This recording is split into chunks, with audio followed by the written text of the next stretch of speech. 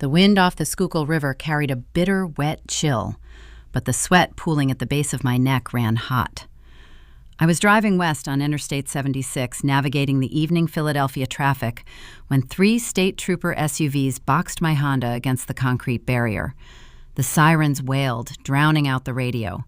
A harsh voice over a loudspeaker ordered me to turn off the ignition, drop my keys onto the asphalt, and keep my hands glued to the steering wheel. I was 29 years old, a senior forensic accountant with a pristine record, staring into the blinding glare of high beams and drawn service weapons. The dispatcher had just broadcast a stolen vehicle alert, claiming the driver was hostile. The person who filed that report knew exactly how state police handle felony traffic stops. They knew the danger. They knew a wrong move could end in tragedy. That person was my own father. Before I tell you what the approaching officer said when he walked up to my window and pulled off his sunglasses, I want to ask you something. Have your parents ever used the law to punish you for saying no? Tell me your age and where you are watching from in the comments. Welcome to Aura Vengeance Stories. Let me take you back to that freezing night on the shoulder of the highway. The spotlight hit my rearview mirror, blinding me. My knuckles turned stark white against the steering wheel. I held my breath, waiting for a glass window to shatter or a door to be wrenched open. I am trained to seek patterns and eliminate variables. I knew the title to this Honda sat locked in a fireproof box inside my apartment. I knew law enforcement does not initiate a barricade for a clerical error. Instead, the sound of heavy boots crunching on the gravel slowed to a halt right next to my blind spot. A tall trooper stepped up to my door. His right hand rested on the grip of his holstered weapon. He shined a tactical flashlight directly into my face. I squinted against the glare, waiting for the harsh command to step out of the vehicle. The beam dropped to my chest, illuminating my firm ID badge. The trooper paused. He leaned slightly closer, inspecting my face in the ambient glow of the highway lamps. He let out a slow, heavy breath, and his shoulders dropped a fraction of an inch. Reaching up with his free hand, he pulled off his aviators. I recognized the sharp jawline and the tired, perceptive eyes immediately. It was Marcus Thorne. 8 years ago, he was a rookie, responding to a call at my parents' house when my sister Isabella tried to pin a parking lot hit-and-run on me to save her own insurance rates. He had seen the Flores family dynamic up close. Marcus rested his forearms on the doorframe, shaking his head. "Audrey," he said, his voice stripped of all official protocol. "Tell me, Diego and Camila did not drag you into this again." My hands shook too much to unbuckle my seatbelt. "I was just driving home from the office," I stammered, my chest tight. "The car is mine, Marcus. I have the registration in the glove box." He held up a hand, stopping me. "I know it is yours," he said, "but dispatch flagged your plate 10 minutes ago. The reporting party claimed you stole the vehicle and fled." He pulled his radio from his tactical vest, checking the log. The caller was Diego Flores. A cold realization washed over me. Just 48 hours earlier, I had stood in the foyer of my parents' suburban home and refused to hand over $20,000 to save Isabella from a financial mess she created. My father had stared at me, his expression hardening into concrete. He told me I would learn how cold the real world could be without family. This was the lesson. He weaponized the police to teach me obedience. But as the initial shock receded, my analytical mind kicked into gear. A forensic auditor does not just look at the numbers on the page. She looks at what is hidden in the margins. My parents did not call the police merely to scare me. They orchestrated a scenario to trap me on the side of a highway, disconnected from my computer and unable to access my bank accounts. If they wanted me isolated, it meant they were making a move somewhere else. They needed me detained while they executed the real theft. Marcus stood silent for a long moment, letting the reality of my words hang in the freezing air between us. The flashing red and blue lights from his cruiser painted the concrete barrier beside my car. He rested his hand on his duty belt, looking down at the asphalt before meeting my gaze again. I watched his jaw tighten. He needed context to justify clearing a felony stop on a busy interstate, and I needed him to understand exactly what kind of people we were dealing with. I took a breath, pulling the cold air into my lungs. I took him back 48 hours to the pristine living room of my parents' home in a wealthy Philadelphia suburb. The house always smelled of expensive lemon polish and vanilla candles. It was a space designed for presentation rather than comfort. White carpets stretched across the floors, and fragile glass vases sat on mirrored tables. 2 days ago, I received a text from my mother, Camila, instructing me to come over immediately for a family emergency. She used the word urgent. I walked through the heavy front doors expecting a medical crisis. Instead, I found a staging ground. Diego, my father, sat in his high-backed leather armchair, presiding over the room like a judge holding court. Camila paced the length of the Persian rug, wringing her hands and adjusting her pearl necklace. On the velvet sofa sat my younger sister, Isabella. She was 27 years old, the undisputed golden child of the Flores household, and she was holding a damp tissue to her face, executing a perfect display of quiet suffering. In the corner farthest from the fireplace sat her husband, Mateo. He stared fixedly at the baseboards. His shoulders sagged under an invisible weight. He did not look up when I entered. He looked like a man who had long ago surrendered his voice. "Sit down, Audrey," my mother instructed, gesturing to a stiff wooden chair opposite the sofa. I kept my coat on.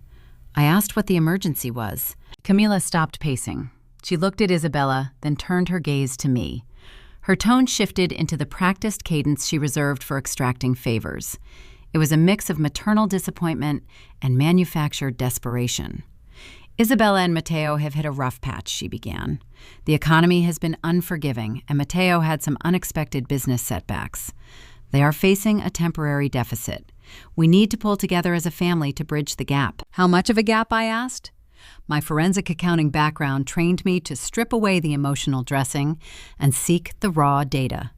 Diego leaned forward, resting his elbows on his knees. $20,000, he said flatly. The number hung in the quiet living room. $20,000. That was not a minor setback. That was a catastrophic failure. I looked at Isabella. She lowered her tissue, peering at me with red-rimmed eyes. "We just need a loan, Audrey," she whispered, her voice trembling with practiced vulnerability. "Mateo will pay you back. We promise. We just need this to save our marriage. The stress is tearing us apart." Mateo shifted in his chair but remained entirely mute. His silence spoke louder than her tears. I stood in the center of that room and let the audacity of the request wash over me. My mind drifted back to my early 20s. I pictured the cramped studio apartment I rented above a noisy laundromat. I remembered working the closing shift at a diner, smelling like stale coffee and frying oil, counting my tips just to cover the electricity bill. I took 18 credit hours a semester, running on 4 hours of sleep and instant ramen. I guarded my credit score like it was made of glass because I knew I had no safety net. While I was scraping together tuition payments, Diego and Camila were busy funding Isabella. They bought her a new car for her college graduation. They paid cash for her $60,000 wedding, holding it at a country club where the floral arrangements cost more than my first year of rent. I was the strong one. I was the daughter expected to endure. Isabella was the delicate one, expected to receive. Now they wanted me to drain my hard-earned savings to bail out the golden child. "I cannot do that," I said. My voice was calm and steady. Camila gasped, clutching her chest as if I had struck her. "What do you mean you cannot?" she asked. "You are a senior accountant. You live in a nice building. We know you have the money in savings. You are her sister." "Having the money and setting it on fire are two different things, Mom," I replied. "I am not a bank." "Why does Mateo not apply for a personal loan?" Because his credit is stretched, Diego interrupted his tone, dropping an octave. "We handle our problems in-house. We do not air our dirty laundry to strangers. You will write a check to your sister tomorrow morning." I looked at my father. He was a man who commanded obedience through quiet intimidation. He built his successful contracting firm by crushing dissent, and he managed his family the same way. But I was no longer a frightened college student desperate for his approval. I am setting a boundary, I told them, holding his gaze. The answer is no, I am not funding this. Isabella threw her tissue onto the coffee table. Her fragile victim persona vanished, instantly replaced by a venomous sneer. "You are so selfish," she snapped. "You sit in your fancy office judging us while my life falls apart. You always want me to fail." I turned toward the foyer, buttoning my coat. "I am leaving," I said. "You can figure this out without my bank account." As my hand grasped the brass doorknob, Diego spoke. He did not yell. He did not rise from his leather chair. His words were delivered with a chilling precision that made the hairs on my arms stand up. "You owe this family, Audrey," he said. "If you walk out that door, you will learn how cold the real world is." I turned the knob and walked out into the winter night, letting the heavy door click shut behind me. I thought the worst was over. I thought the boundary was established. I did not realize his threat was a literal promise of retaliation. Sitting in my car on the freezing highway, I finished relaying the story to Marcus. The trooper let out a low whistle, shaking his head. He looked back at his cruiser, then down at the asphalt. "They tried to swat their own daughter over a loan refusal," he muttered. "That is a new level of toxic." He unclipped the radio receiver from his shoulder harness. His demeanor shifted from a sympathetic listener back to a sworn officer of the law. He pressed the transmission button. "Dispatch, this is Officer Thorne. Be advised the stolen vehicle alert on the Honda plate is unfounded. The vehicle is currently being legally operated by the registered owner. I have visually verified her identity and the vehicle identification number." A burst of static followed before the dispatcher replied, acknowledging the update. Marcus pressed the button again. "I need you to flag the reporting party for filing a false felony police report. Attach my badge number to the file. I am initiating a formal incident record for misuse of the emergency dispatch system." He released the button and clipped the radio back into place. He looked at me through the open window. "They wanted to teach you a lesson, Audrey. But filing a false theft report is a crime. They just put themselves on the radar of the state police." A wave of profound relief washed over me. I was not going to be arrested. My car was not going to be impounded. I looked at the digital clock glowing on my dashboard. It read 8:14 in the evening. "Drive straight home," Marcus instructed, stepping away from the door. "Keep your doors locked tonight. If they are willing to pull a stunt like this on an interstate, there is no telling what their next move is." I thanked him, rolling up my window as the troopers returned to their vehicles. They killed their sirens and turned off the blinding spotlights, allowing me to merge back onto the dark highway. The heater blasted warm air against my frozen hands, but the chill inside my chest refused to thaw. As the adrenaline began to recede, the analytical gears in my head started turning again, faster this time. My parents were arrogant, but they were not stupid. Diego built a lucrative business negotiating complex contracts. He understood legal liabilities. He knew that falsely reporting a car stolen carried risks. So why would he trigger a high-profile police stop over a simple argument? The pieces did not fit. Unless the police stop was not the main event. If you want to hide a sleight of hand, you create a loud distraction. Having me boxed in by state troopers on the shoulder of Interstate 76 achieved one very specific goal. It kept me detained, terrified, and entirely separated from my personal computer and my financial records for over an hour. A cold dread settled in my stomach. They did not just want to scare me. They needed a window of time where I could not check my phone. I pressed my foot on the accelerator, speeding toward my apartment building. I needed to see my banking dashboards. I needed to know exactly what they were doing in the shadows while I was staring down the barrel of a police flashlight. Marcus did not step away from my car immediately. He rested his hands on his duty belt, looking down the dark stretch of interstate before leaning back into the open window. His breath plumed in the freezing night air. "In my line of work, a false report is rarely about the police," he said, his tone low and measured. "Calling in a stolen vehicle with a hostile driver is a guaranteed way to tie someone up. It takes 30 minutes just to clear the scene, verify the registration, and stand down the units. Someone wanted you parked on the shoulder, Audrey. They wanted you rattled and offline. You need to figure out what they were doing while you were staring at my flashlight. He tapped the roof of my Honda twice. I will follow you to the county line. Keep your head on a swivel. I rolled the window up. The heater struggled against the December chill seeping through the glass, but the cold in my bones had nothing to do with the weather. Marcus was right. Diego did not operate on blind emotion. My father viewed life as a ledger of leverage and liabilities. The highway ambush was a calculated diversion. I merged back onto the interstate, the cruiser trailing a safe distance behind me.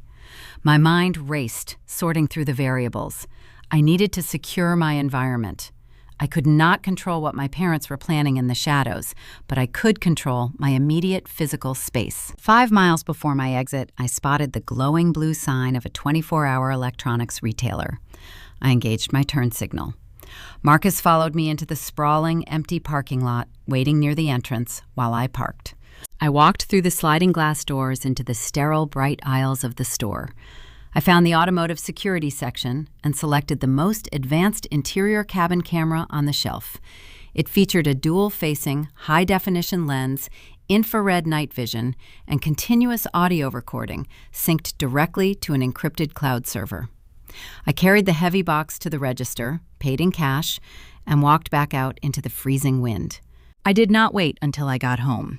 I sat in the driver's seat under the harsh glare of a parking lot street lamp and tore the plastic packaging open. My fingers were stiff from the cold, but I worked methodically. I mounted the sleek black device directly behind my rearview mirror, positioning the secondary lens to capture the entire interior of the car. I ran the power cable along the edge of the windshield, tucking the wire beneath the fabric headliner, hiding it from view. I plugged the adapter deep into the center console, storing the excess cord out of sight. When I turned the ignition, the device chimed softly. A tiny green light flickered to life. The cabin was now a monitored zone. It was a silent, impartial witness. If my family intended to drag me into another physical confrontation, I would not rely on memory to prove my innocence. I had an unblinking eye. I pulled out of the lot, offering a quick wave to Marcus as he flashed his headlights and turned back toward his precinct. The drive to my apartment building took another 10 minutes. I parked in my assigned spot, swiped my key fob at the lobby entrance, and rode the elevator to the 4th floor. My apartment was a stark contrast to my parents' suburban showcase. There were no fragile vases or pristine white carpets. It was minimal, organized, and quiet. A safe harbor built entirely on my own salary. I locked the deadbolt, slid the chain into place, and leaned against the heavy wooden door. I closed my eyes, letting the silence wash over me.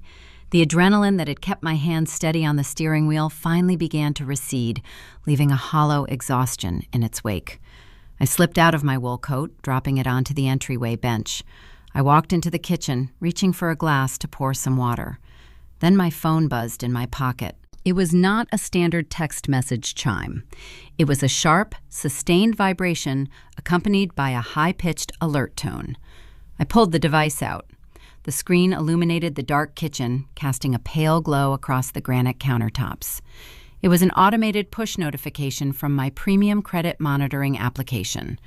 Urgent security alert. A new hard inquiry has been detected on your credit profile. I set the water glass down. The hollow exhaustion vanished, replaced instantly by a sharp electric focus. A hard inquiry meant someone was attempting to open a new line of credit. I had not applied for a credit card or a mortgage in over 3 years. I tapped the notification, bypassing the biometric security lock to open the full dashboard. The application loaded, displaying the detailed log of the recent activity. Lender name: Capital Horizon Financial Services. Inquiry type: unsecured personal loan. Requested amount: $20,000. I stared at the glowing numbers. The sum matched exactly. My eyes darted down to the timestamp logged by the credit bureau. The application had been submitted at exactly 7:42 in the evening. I did the math, tracing the timeline backward. At 7:42, I was sitting in my Honda on the shoulder of Interstate 76. My hands were glued to the steering wheel.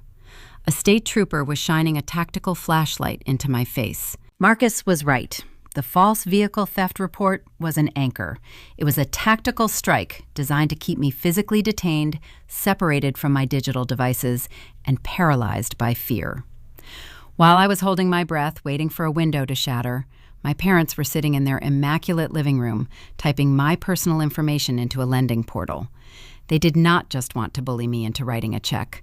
They were actively attempting to steal my financial identity. The mechanics of the fraud were brutally simple. The most dangerous identity thieves do not live in foreign countries. They are the people who raised you. Diego and Camila possessed the ultimate skeleton key to my life. They knew my social security number by heart.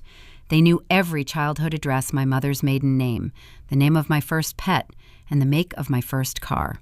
They had every piece of data required to bypass standard security questions and impersonate me online. A deep, chilling clarity settled over me. Standing in my kitchen, watching the digital footprint of my parents' betrayal, I felt a fundamental shift within my own mind. The daughter who spent her life craving their approval, hoping they would eventually value her hard work, died in that moment. The woman who stood in the foyer 2 hours ago, trying to set a healthy boundary, no longer existed. They had crossed a line that could never be uncrossed. The forensic auditor took the wheel. In my profession, I track ghosts. I follow the digital echoes of stolen money, exposing people who believe they are clever enough to hide their greed in complex ledgers.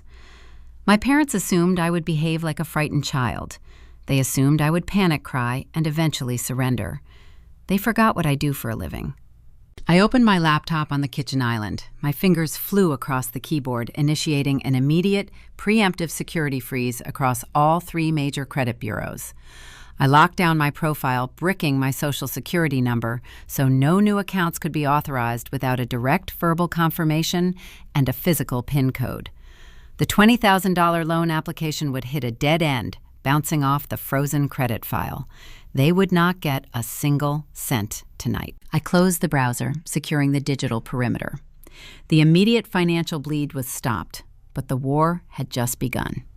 If they were willing to commit felony identity theft and misuse the emergency dispatch system, they were operating without limits.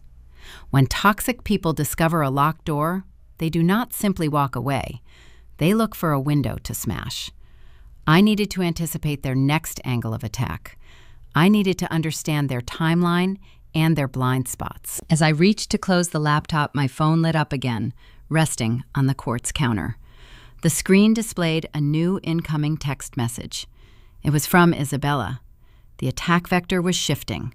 They realized the loan application failed, and now the Golden Child was being deployed to test the defenses. I picked up the device, reading the first line of the message, preparing to dissect the psychological warfare they were about to unleash. I stared at the glowing screen of my phone. The notification banner displayed Isabella's name, followed by a block of frantic text. I did not open the message immediately. I let it sit there, analyzing the timing. It was 11:15 at night. The failed $20,000 loan application had triggered an automatic denial alert less than 20 minutes ago. My parents would have received that denial on whatever device they used to impersonate me. The timing of Isabella's text was not a coincidence. It was a direct response to hitting the brick wall of my credit freeze. I tapped the banner, opening the full message thread. Mom is crying hysterically. Why do you always have to destroy this family? Mateo is packing his bags because you were too selfish to help us. You are ruining my life, Audrey. I hope you are happy, sitting alone in your apartment, knowing what you did tonight. I read the words twice, feeling a cold, clinical detachment settle over me. In the past, a message like this would have sent a spike of guilt straight through my chest. I would have drafted a dozen different apologies, trying to explain my side, desperate to soothe the manufactured crisis. I would have sacrificed my own peace to stabilize the house. That was the old dynamic. That was the script they wrote for me when we were children. Growing up in the Flores household meant learning your assigned role early. Isabella was born delicate. A minor scrape on the playground resulted in a trip to the emergency room. A bad grade on a spelling test meant the teacher was biased and required Diego to march into the school demanding a revision. Isabella lived in a perpetual state of fragility, requiring constant intervention and endless resources. I was designated the strong one. It is a label that sounds like a compliment, but functions as a cage. Being the strong one meant I did not require attention. When I broke my wrist falling off a bicycle at age 10, Camila handed me an ice pack and told me not to bleed on the carpet while she helped Isabella with her piano practice. I navigated college admissions alone, secured my own scholarships, and paid my own rent. The strong one is expected to endure the cold, so the golden child can stay warm. Isabella was employing a textbook gaslighting technique. She was attempting to rewrite reality, positioning the victim as the aggressor. She ignored the fact that my father had called the police on me. She ignored the attempted identity theft. She framed my refusal to be extorted as an active, malicious attack on her marriage. But as a forensic accountant, I do not deal in emotions. I deal in evidence. And Isabella had just handed me a critical piece of data. If my sister knew Camila was crying hysterically at 11:15 at night, it meant they were in the same room. Mateo packing his bags was a theatrical prop. Isabella and her husband were still at my parents' house. The entire family was sitting together in that pristine living room, actively monitoring the fallout of their failed financial strike. They were a coordinated unit. I did not reply to the text. Silence is a boundary that narcissists find incredibly destabilizing. Responding would only provide them with ammunition to twist my words. Instead, I took a screenshot of the message, making sure the timestamp was clearly visible. I uploaded the image to a secure, encrypted folder I had just created on my cloud drive, naming the file Exhibit A. I set the phone face down on the kitchen island. The digital perimeter was secure. My credit was frozen. Their attempt to steal the money directly had failed. But the realization brought no comfort. Diego and Camila were not accustomed to losing. My father built his contracting empire by crushing competitors who refused to yield. My mother curated her social image by ruthlessly managing the behavior of everyone around her. My defiance was not just an inconvenience to them.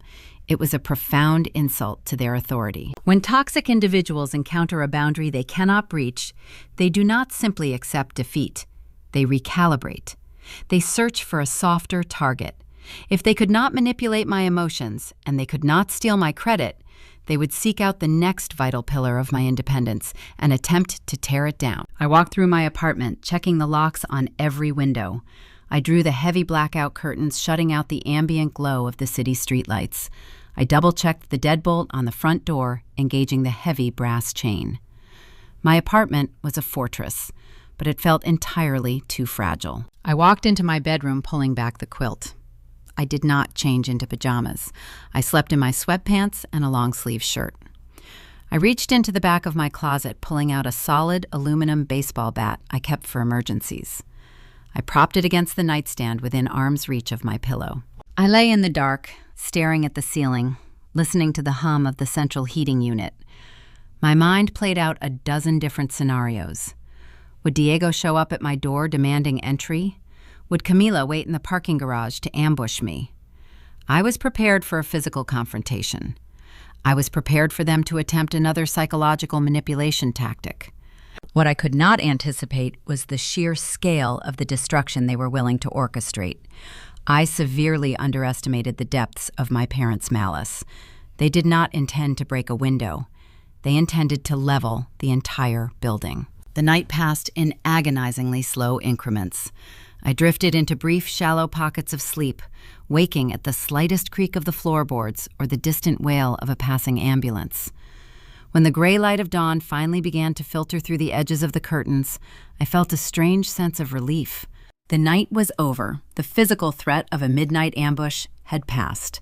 I hauled myself out of bed, making a strong cup of coffee in the silent kitchen. I dressed for work, selecting a sharp, tailored gray suit. I pinned my security badge to my lapel. I was a senior forensic auditor at one of the most prestigious accounting firms in downtown Philadelphia. I had an impeccable professional reputation. The firm was my sanctuary. It was a space governed by logic, numbers, and strict ethical codes. My parents had no power there. I grabbed my briefcase, walked out the door, and rode the elevator down to the parking garage. I slid into the driver's seat of my Honda. The newly installed cabin camera blinked a steady, reassuring green light, confirming the recording was active. I merged onto the morning commute, navigating the dense city traffic, focusing my mind on the upcoming quarterly audits. I felt a renewed sense of control. I parked in the secure subterranean structure beneath my office building. I grabbed a coffee from the lobby cafe and rode the express elevator to the 14th floor. The familiar quiet hum of the corporate environment grounded me. Keyboards clicked. Colleagues offered polite morning greetings. I walked toward my corner cubicle, placing my briefcase on the desk. I sat down, touching the mouse to wake my dual monitors. The screens remained black. I frowned, pressing the power button on the main tower. A small white text box appeared in the center of the dark monitor. Network access denied. Account suspended. Contact Human Resources immediately. My pulse hitched. A cold spike of adrenaline pierced the calm I had spent the morning cultivating. My corporate account was locked. That did not happen accidentally. A network suspension required authorization from a senior executive or the cybersecurity division. Before I could reach for my desk phone, a shadow fell across my cubicle.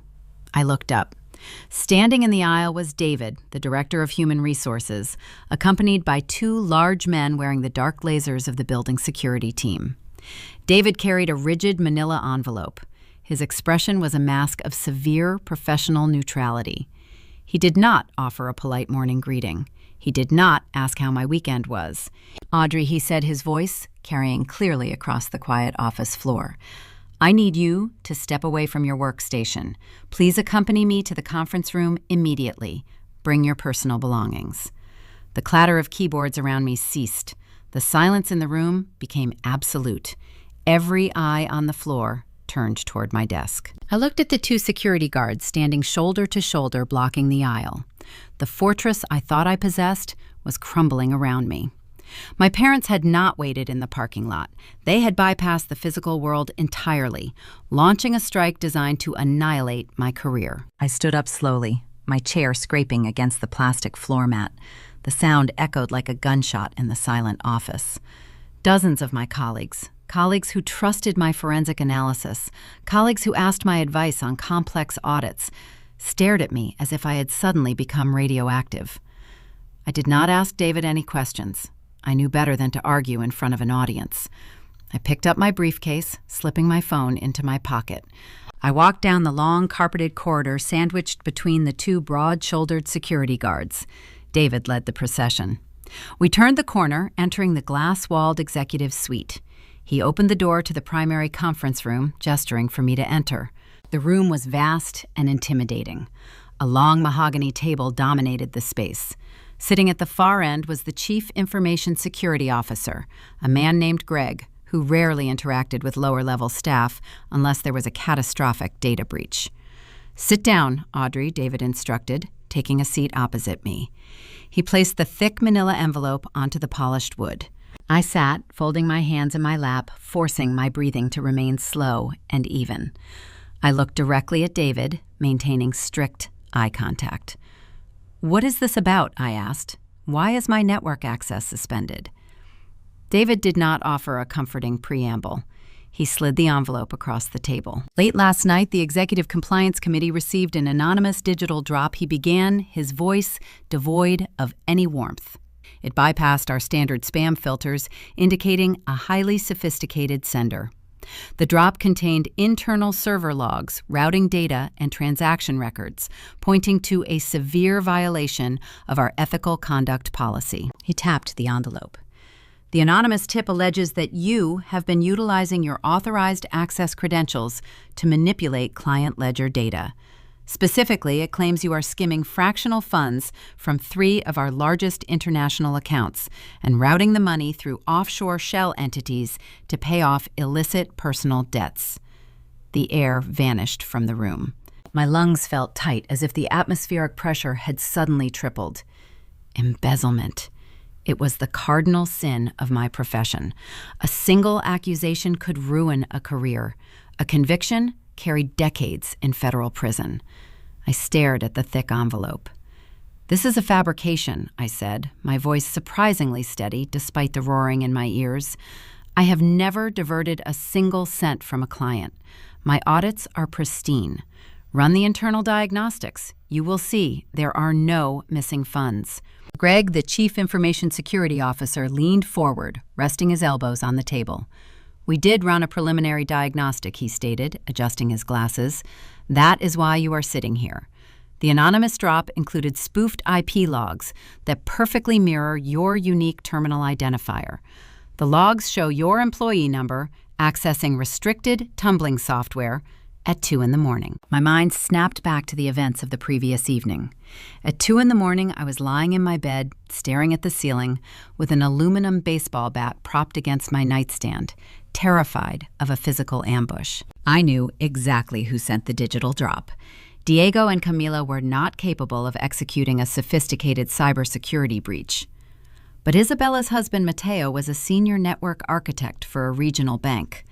Mateo was the silent, obedient prop sitting in the corner of my parents' living room, the man whose debts supposedly required my $20,000. He possessed the technical expertise to forge routing data and spoof an IP address. They did not just want to get me fired. They manufactured digital evidence to frame me for a federal crime. "I know who sent this," I told them, gripping the edge of the mahogany table. "My family is attempting to extort me for $20,000. Yesterday evening, my father falsely reported my car stolen to initiate a felony traffic stop on the highway. While I was detained by the state police, they tried to take out a personal loan using my Social Security number. When I froze my credit, they retaliated by sending this fabricated report. My brother-in-law is a network architect. He forged the logs. Call the state police. Officer Marcus Thorne has the incident record regarding the false theft report. It establishes a clear motive for retaliation." David sighed, rubbing the bridge of his nose. He looked down at the manila envelope. "Audrey, I understand you are dealing with a severe personal crisis," he said, his tone shifting into bureaucratic self-preservation. "But you are a senior forensic auditor handling proprietary financial data for multinational corporations. The firm cannot afford a single degree of risk. The allegations involve federal wire fraud. Because the forged logs mirror your employee identifier, company policy dictates a mandatory protocol." He slid a single sheet of paper from the envelope, pushing it toward me. It was a formal notice of suspension. "You are being placed on administrative leave, effective immediately," David continued. "Because the allegations involve financial misconduct, this leave must be unpaid. Your building access is revoked. You are prohibited from contacting any clients or internal staff. We are turning the server logs over to a third-party forensic firm for a comprehensive federal audit. The investigation could take up to 3 months. Unpaid. The word echoed in the vast conference room. 3 months without a salary. 3 months of sitting in my apartment, burning through the savings I had worked so hard to build. My parents could not crack my credit profile, so they executed a precision strike to sever my income stream. They wanted to starve me out. They wanted me to watch my bank account dwindle, knowing I could not pay my rent or afford legal representation, until I crawled back to their pristine suburban living room and signed whatever extortion document they demanded. This was the lesson Diego promised. He warned me I would learn how cold the real world could be. I looked at the notice of suspension. I did not sign it. I stood up, picking up my briefcase. "You are making a mistake," I told David, my voice chilling the air between us. "You are allowing an anonymous extortionist to weaponize your compliance protocols. When the audit clears my name, I expect full, retroactive compensation." I turned and walked out of the conference room. The 2 security guards fell in step behind me, escorting me down the long corridor through the main lobby and out the heavy glass doors of the building. The December wind hit me like a physical blow. The sky above Philadelphia was an unforgiving slate gray. I stood on the pavement, the cold seeping through the thin wool of my tailored suit. I was officially locked out of my sanctuary. The career I spent 8 grueling years building, the reputation I guarded so fiercely, was suspended by a few lines of forged code. I walked to the subterranean parking garage, my heels echoing hollowly against the concrete. I unlocked my Honda, sliding into the driver's seat. The interior cabin camera blinked its steady green light, a silent witness to my devastation. I gripped the steering wheel, resting my forehead against the cold leather. I did not cry. Crying was a luxury reserved for people who had a safety net. A profound, dark realization settled over me.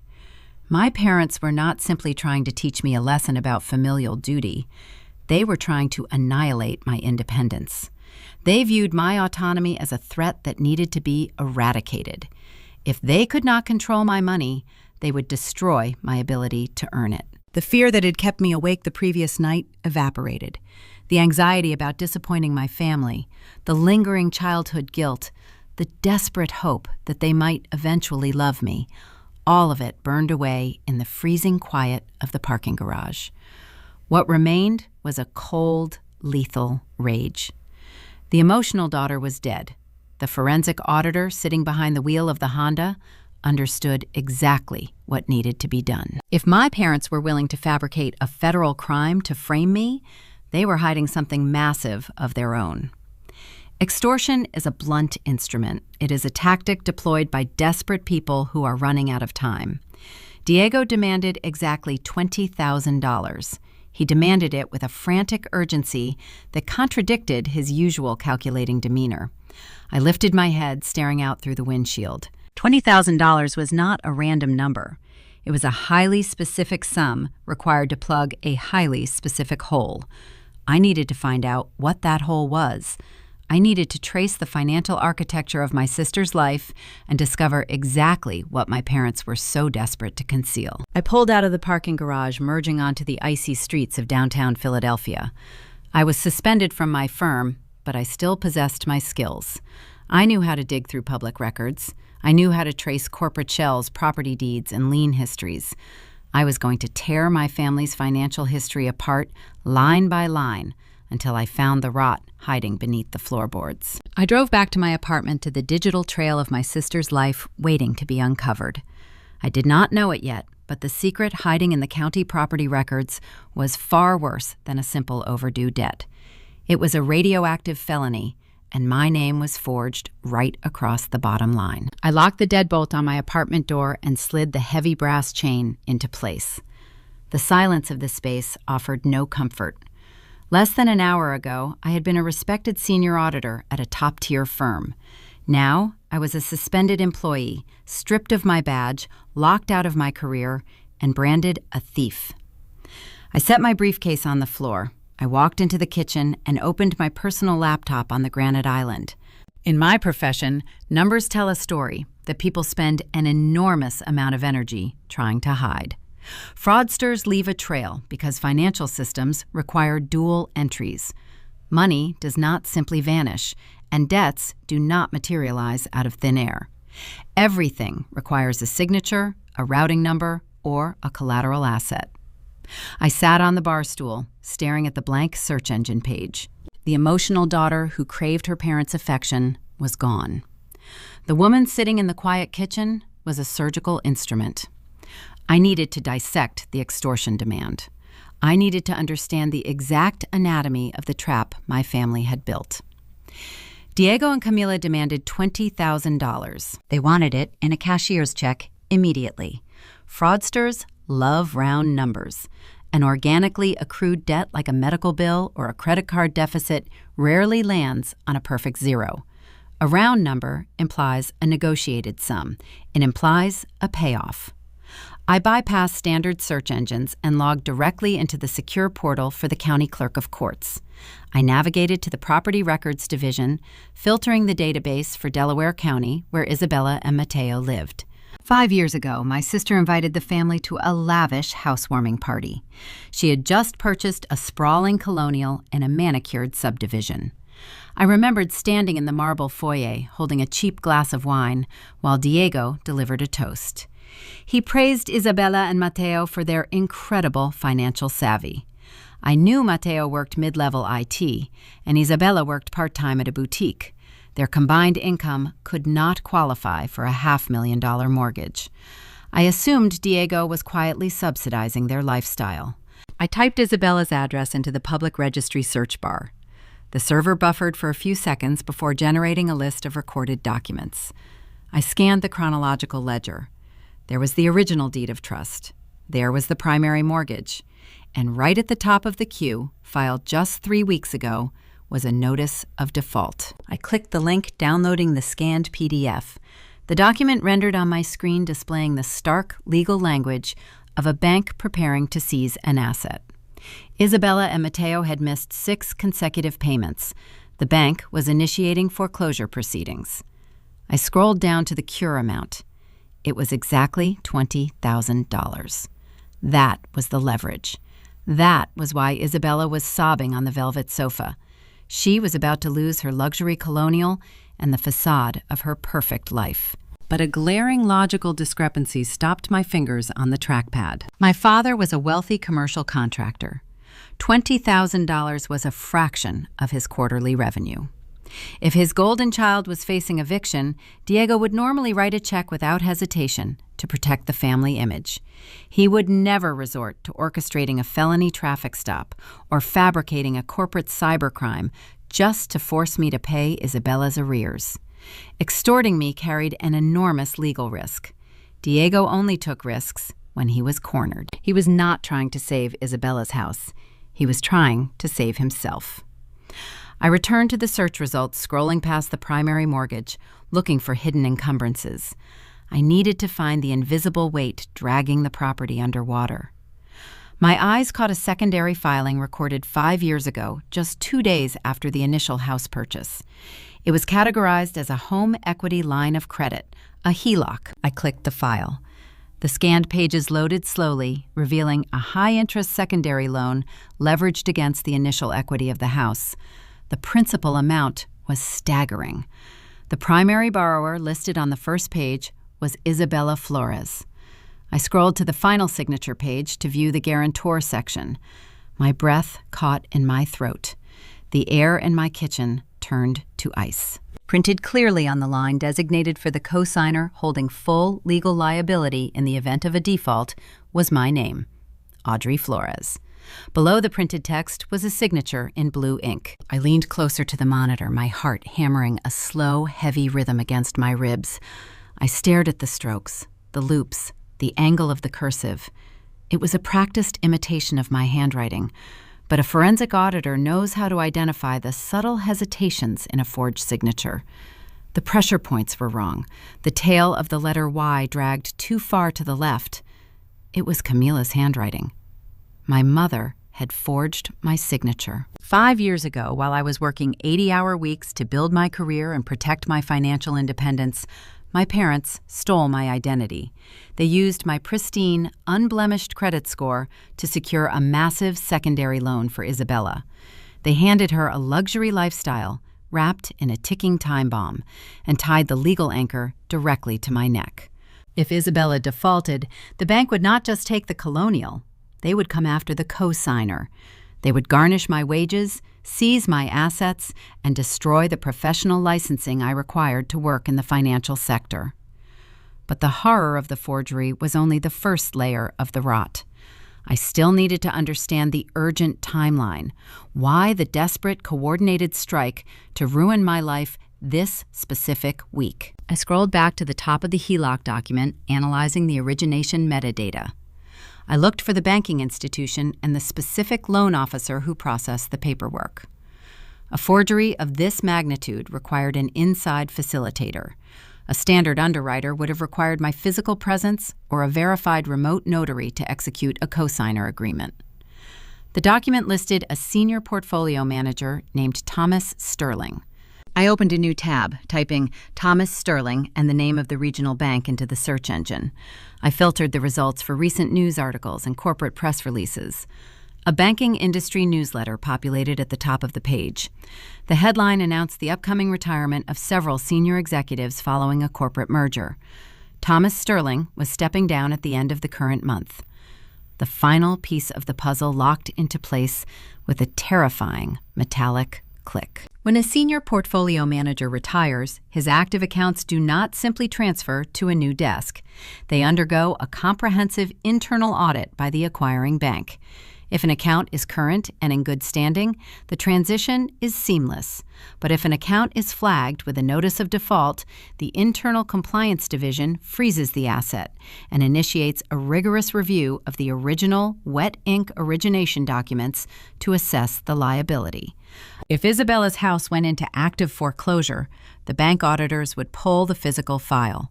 They would scrutinize the signatures. The forgery would be exposed.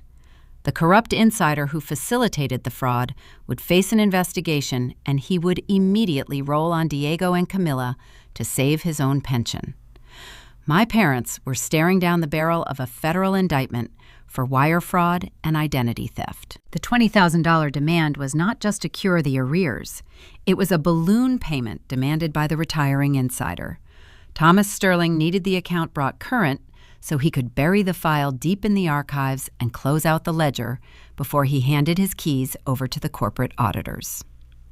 Diego and Camila were not punishing a disobedient daughter. They were desperate cornered criminals attempting to buy their way out of federal prison. They could not use their own business accounts to pay the bribe because Diego's contracting firm was likely undergoing its own routine tax evaluations.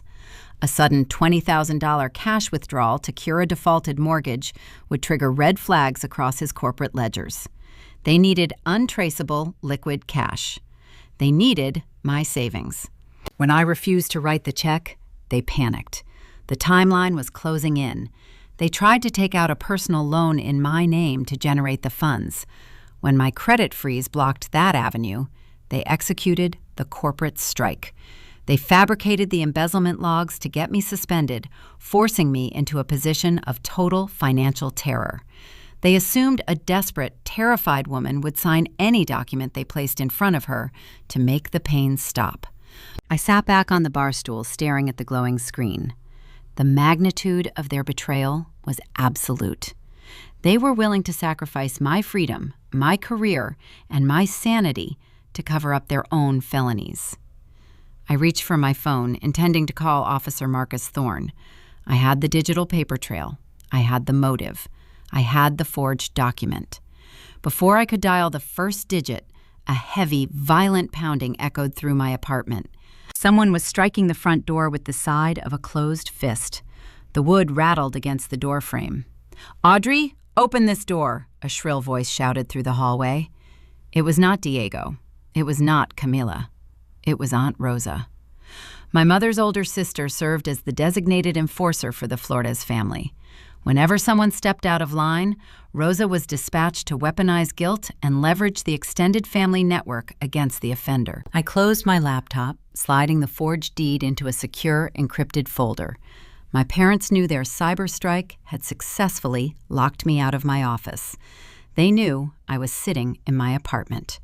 Now they were sending their flying monkey to lay the groundwork for their next trap.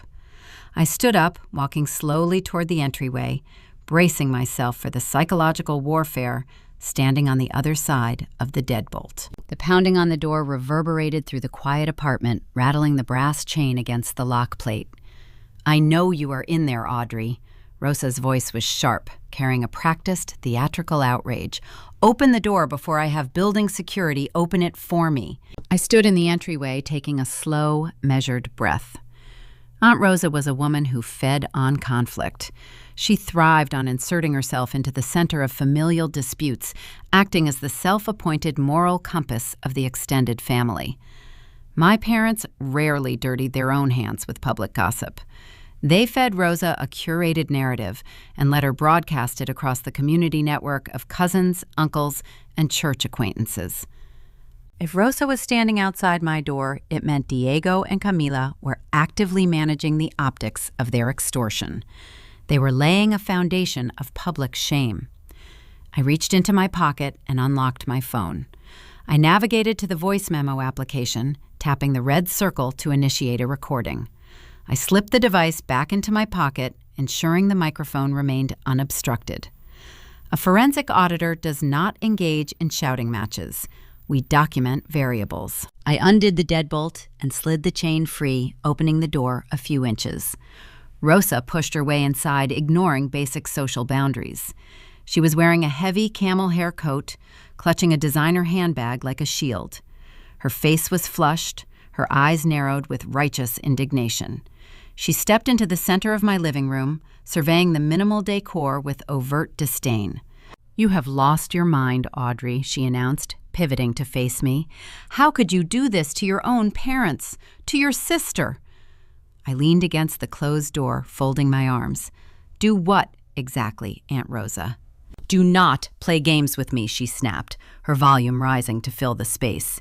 "Diego called me this morning. He told me everything.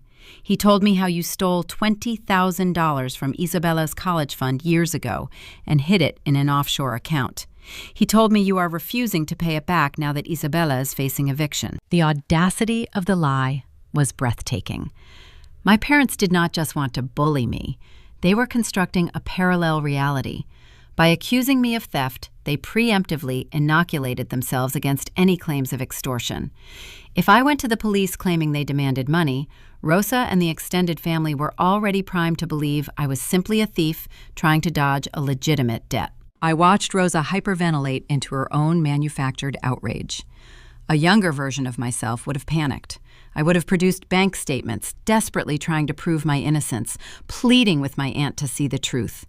I would have wasted my energy defending myself against a ghost. But the woman standing by the door had just discovered a forged federal loan document on her personal computer. Defending myself to a flying monkey was a tactical error. I needed to extract intelligence. If Diego believes I stole money, why did he not go to the police, I asked, keeping my tone mild and conversational. Rosa scoffed, gripping the handles of her bag tighter. "Because he is trying to protect you. He is trying to keep this a private family matter. He knows you are unwell, Audrey. He knows you are mentally unstable. You were suspended from your accounting firm today for embezzling client funds." My pulse hitched for a fraction of a second. The corporate cyberstrike occurred less than 3 hours ago. Human resources protocols mandate absolute confidentiality during a pending audit. The only way Rosa knew about my suspension was if Diego told her. And the only way Diego knew about the suspension was if he orchestrated the digital drop that caused it. Rosa had just provided circumstantial corroboration connecting my father directly to the fabricated server logs. My phone silently recorded every word. "He is protecting me," I echoed, tilting my head. "By telling the entire extended family I am a thief." "He is preparing us," Rosa countered, her voice dropping into a tone of grave condescension. "He is making sure we understand why he has to take drastic measures. You are spiraling, Audrey. You are a danger to yourself and the financial security of this family." "What drastic measures, Aunt Rosa?" I took a deliberate step forward, projecting a quiet, unyielding authority. "What exactly is Diego planning to do?" Rosa lifted her chin, bristling at my lack of submission. "He is doing what a father has to do when a child becomes incompetent. He is filing the legal paperwork tonight to take control of your life. He is going to court to make sure you cannot hide that money or ruin Isabella's future any further. You are going to be stripped of your accounts until you learn how to behave." The air in the room grew dense. A cold, calculated dread washed over me, replacing the lingering anger. Filing legal paperwork tonight to take control of my life. My parents were not just trying to extort $20,000 to cover a fraudulent loan.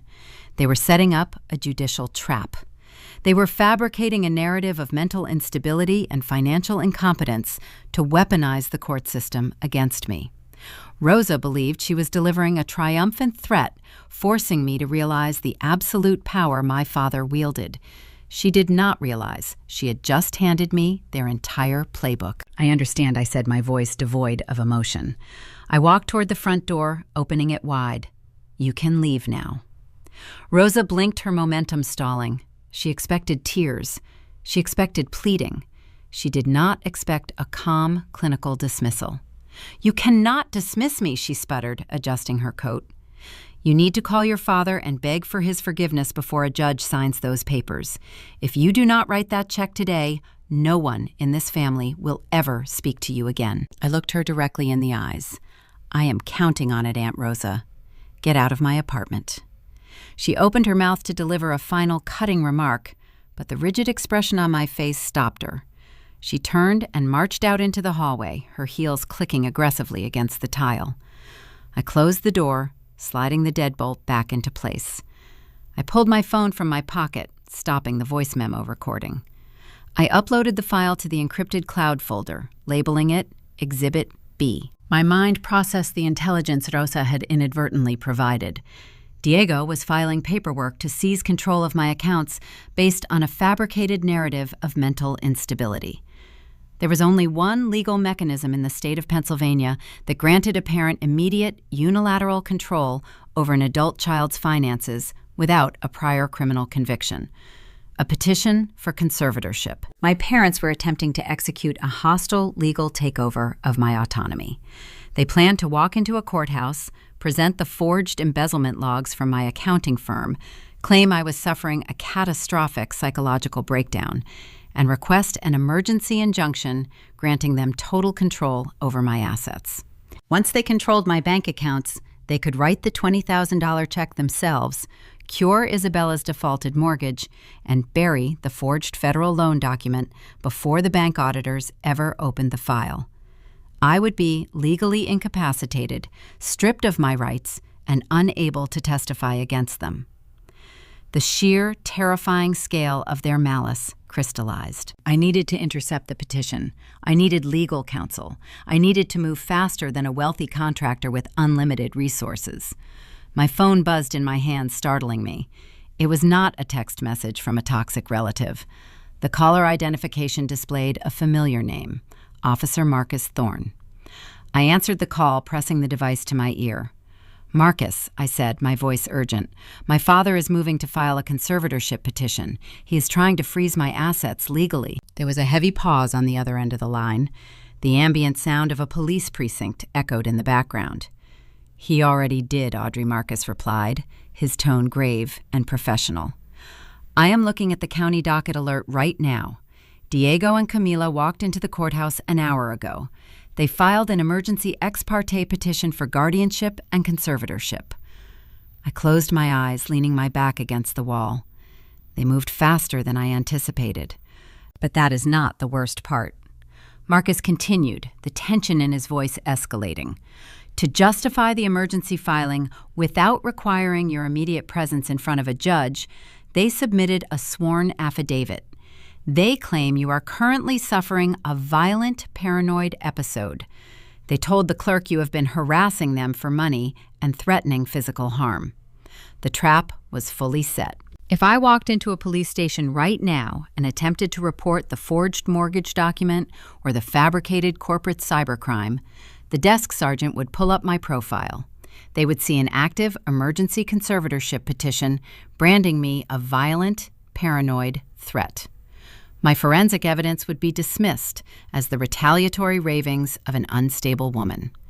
The judicial system was temporarily weaponized against me. I was legally boxed in, professionally suspended, and socially ostracized. "I have a plan," Marcus said, breaking the silence, "but it requires you to walk directly into the fire." I opened my eyes, staring at the locked deadbolt on my apartment door. "I am a forensic auditor," I replied, my voice cold and steady. "Tell me where the fire is." The silence in my apartment stretched tight and brittle following Marcus's revelation. An emergency ex parte petition for conservatorship. The legal terminology echoed in my mind, cold and uncompromising. I paced the length of my living room, the hardwood floor cool beneath my bare feet. Ex parte meant my parents had petitioned the court without my presence or prior notification. They capitalized on the perceived urgency of my fabricated mental decline to ask a judge for immediate, temporary control over my life. "Marcus, the line is still open, right?" I asked, bringing the phone back to my ear. "I am here, Audrey," he replied. "Explain the mechanics to me," I said, forcing my forensic training to override the mounting panic. A judge cannot simply sign over my civil liberties based on a single affidavit. There has to be a threshold of evidence. Marcus sighed, the sound heavy with the cynical reality of the legal system.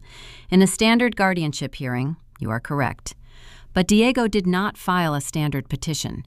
He filed an emergency order, citing immediate catastrophic risk to your physical and financial well-being. He submitted the forged embezzlement logs from your accounting firm as proof that you are experiencing a severe manic episode and destroying your own career. He paused the static of the police radio humming faintly in the background. He also leveraged the traffic stop from last night. He spun the narrative. He claimed he called the police because you stole the car in a fit of paranoia, and he feared you were a danger to yourself on the highway. My breath caught. The sheer architectural brilliance of their malice was terrifying. Diego had transformed his own failed swatting attempt into a documented instance of parental concern. He used the very police encounter designed to terrorize me as a foundational brick in his legal trap. They positioned themselves as the devastated, loving parents trying to save their spiraling daughter.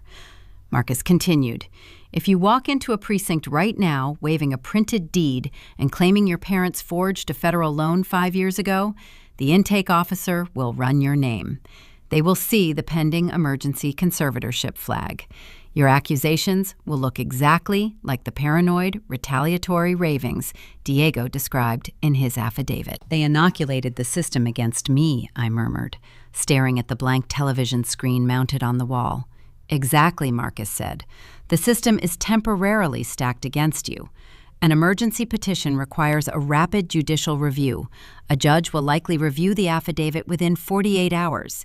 If they grant the temporary order, Diego gains immediate legal authority to freeze your personal bank accounts, suspend your credit cards, and mandate a psychiatric evaluation." The clock was ticking. I had less than 2 days before my father was legally handed the keys to my autonomy. Once he controlled my accounts, he would wire the $20,000 balloon payment to the retiring bank insider, cure Isabella's defaulted mortgage, and bury the forged HELOC document forever. I would be left professionally ruined, branded mentally unstable, and stripped of the resources necessary to hire a defense attorney. "I am legally boxed in," I stated, summarizing the grim parameters of the battlefield. "I am suspended from my job, ostracized by my extended family, and blocked from seeking immediate police intervention." "You are boxed in, traditionally," Marcus corrected his tone, dropping into a low strategic register. "You cannot fight them with emotion, and you cannot fight them with a standard police report. If you want to dismantle a trap of this magnitude, you have to feed the predators exactly what they want. You have to make them overplay their hand." "What is the play, Marcus?" "Pennsylvania is a one-party consent state for audio recording," he said. "You do not need a warrant or their permission to record a conversation you are actively participating in. We cannot use the forged HELOC deed to initiate an arrest right now because your credibility is compromised by the pending petition. We need a confession. We need irrefutable, undeniable audio of Diego or Camilla explicitly stating their intent to extort you and admitting to the forgery." "A confession," I repeated skeptically. "My father is a commercial contractor who negotiates multi-million-dollar developments. He does not monologue his crimes. He operates entirely in subtext and quiet threats." "He will not confess to an adversary," Marcus agreed, "but he will confess to a broken subordinate." "Diego thrives on absolute authority. He filed this petition to break you. If he believes the pressure has worked, if he thinks you are terrified, defeated, and ready to surrender, he will gloat. Narcissists cannot resist taking a victory lap when they believe they hold all the cards." The strategy materialized in my mind sharp and dangerous. I needed to lower my defenses. I needed to present myself as the fragile, terrified daughter they desperately wanted me to be. I had to invite the predators into my space and let them feel the power they craved. "You want me to call them?" I asked, my grip tightening on the phone. "No," Marcus instructed. "Do not call Diego. He is too disciplined. Call the weak link. Call the golden child. Isabella is driven by ego and a desperate need to feel superior. If you play the victim, she will not be able to resist explaining exactly how they beat you. Get her talking. Let her ego do the heavy lifting. I understood the assignment. I needed to extract a confession that superseded the manufactured legal narrative of the conservatorship. I needed a recording so explicit and damning that a judge would immediately recognize the extortion and void the emergency petition. I will get the audio I promised, my voice hardening into resolve. Do not take any unnecessary risks, Audrey Marcus warned. Secure the recording and upload it immediately. I am pulling strings internally with a detective in the Financial Crimes Unit. If you get a clean confession, I can bypass the patrol desk and hand the evidence directly to an investigator who understands complex fraud. I ended the call, setting the phone on the kitchen counter. The parameters of the war had shifted from physical intimidation to psychological espionage. I walked into the bathroom, turning on the cold water faucet. I splashed the freezing water over my face, staring at my reflection in the mirror. My eyes were dark, ringed with exhaustion. My skin was pale. I looked like a woman hovering on the edge of a breakdown. I did not need to alter my appearance. The physical toll of the last 24 hours provided the perfect camouflage. I returned to the kitchen, picking up the phone. I navigated to my contacts, scrolling past Diego and Camila, stopping on Isabella's name. My sister spent her entire life weaponizing her fragility, relying on my silence to maintain her illusion of perfection. She believed she had finally won. She believed the entire family structure had successfully crushed my defiance. I tapped the call button. I activated the secondary voice recording application, ensuring the software was capturing the internal system audio. I placed the phone to my ear, listening to the steady rhythmic ringing. 1 ring. 2 rings. 3. I forced my breathing to become shallow and ragged. I relaxed the rigid posture I maintained all day, allowing my shoulders to slump. I prepared to deliver the performance of my life, knowing that a single misstep, a single display of strength, would alert Isabella to the trap. The ringing stopped. A sharp click signaled the connection. "What do you want?" Audrey Isabella answered, her voice dripping with practiced condescension. "Mom is resting and I do not have the energy to deal with another one of your tantrums." I did not respond with anger. I let out a jagged, trembling breath, ensuring the microphone caught the sound of my manufactured despair. I prepared to hand the golden child the shovel she would use to dig her own grave. Isabella's condescension crackled through the speaker, sharp and impatient. "I am hanging up, Audrey. I have packing to do." "Wait," I gasped, injecting a panicked tremor into my voice. "Please do not hang up." I leaned heavily against the kitchen island, pressing my free hand against my forehead. I channeled every ounce of exhaustion, every lingering thread of childhood insecurity into the performance. I needed her to believe the fortress had finally crumbled. "I cannot do this anymore." "Isabella." I whispered, my words rushing together in a desperate, frantic rhythm. "They suspended me today. HR locked me out of the building, and Aunt Rosa came over screaming about a conservatorship. Dad is trying to freeze my bank accounts. Please, Isabella, I am begging you. Make it stop." There was a pause on the line. The ambient noise of her sprawling colonial house faded. I could almost hear the gears of her ego turning, processing the sound of her older sister, the perpetually strong and independent sibling, completely unraveling. "You brought this on yourself, Audrey," she replied, her tone shifting from annoyance to a sickening maternal superiority. "Mom and Dad tried to handle this quietly. They gave you a chance to help the family, and you chose to be selfish." I know I sobbed, gripping the edge of the granite counter. I was wrong. I was just scared about the money. I did not realize Dad would actually destroy my career. "I will write the check. I will give you the $20,000. Just tell Dad to withdraw the HR complaint and cancel the court petition. I will take the debt, Isabella. Just let me have my life back." The offer to capitulate acted as a powerful intoxicant. Isabella thrived on being the center of gravity, the fragile axis around which the entire family revolved. Hearing me beg to adopt her financial burden validated her lifelong belief that my resources existed solely to cushion her failures. "You think writing a check fixes the disrespect?" Audrey, she scoffed, drunk on her perceived victory. "You embarrassed Dad. You made Mom cry. You think you can just pay $20,000 and walk away clean after everything you put us through?" I closed my eyes, focusing entirely on guiding the conversation toward the necessary legal parameters. "What more do you want me to do?" I pleaded. "I am locked out of my office because Mateo spoofed my employee ID. I know he sent those embezzlement logs to my firm." I held my breath, waiting for the denial. If she denied Mateo's involvement, the strategy would falter. Instead, Isabella laughed. It was a cold, brittle sound, devoid of any sisterly affection. "Mateo only did what Dad told him to do," she boasted, eager to claim ownership of the cyber strike. "You think you are the only smart one because you work in a fancy accounting firm?" It took Mateo 20 minutes to generate those fake server routing logs. "Dad said we needed to apply pressure to your weakest point. You love your job more than you love us, so we took it away." The first pillar of the confession was secured. The Golden Child explicitly admitted to the coordinated fabrication of federal cybercrime evidence to force an extortion demand. My phone silently captured every syllable. "I understand," I murmured, forcing a choked sob into the receiver.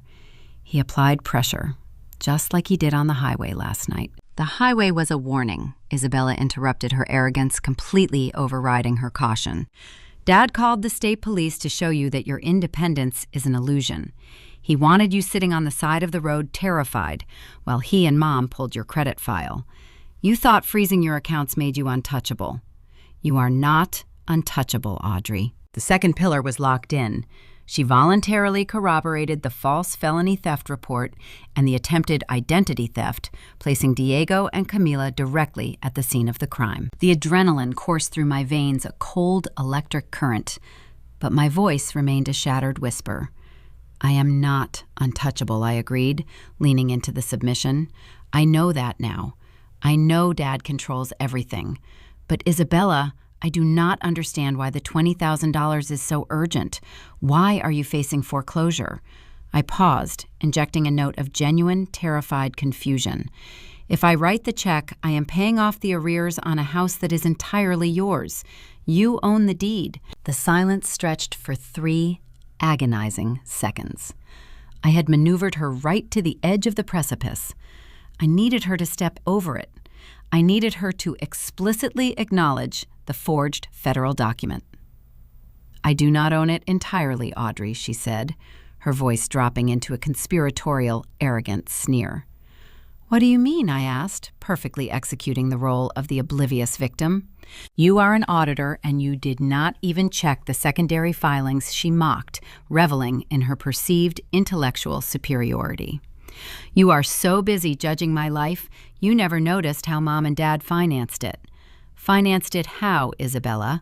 "Mom and Dad only signed your name on the home equity line of credit because your credit was perfect," she confessed, the words tumbling out in a rush of cruel vindication.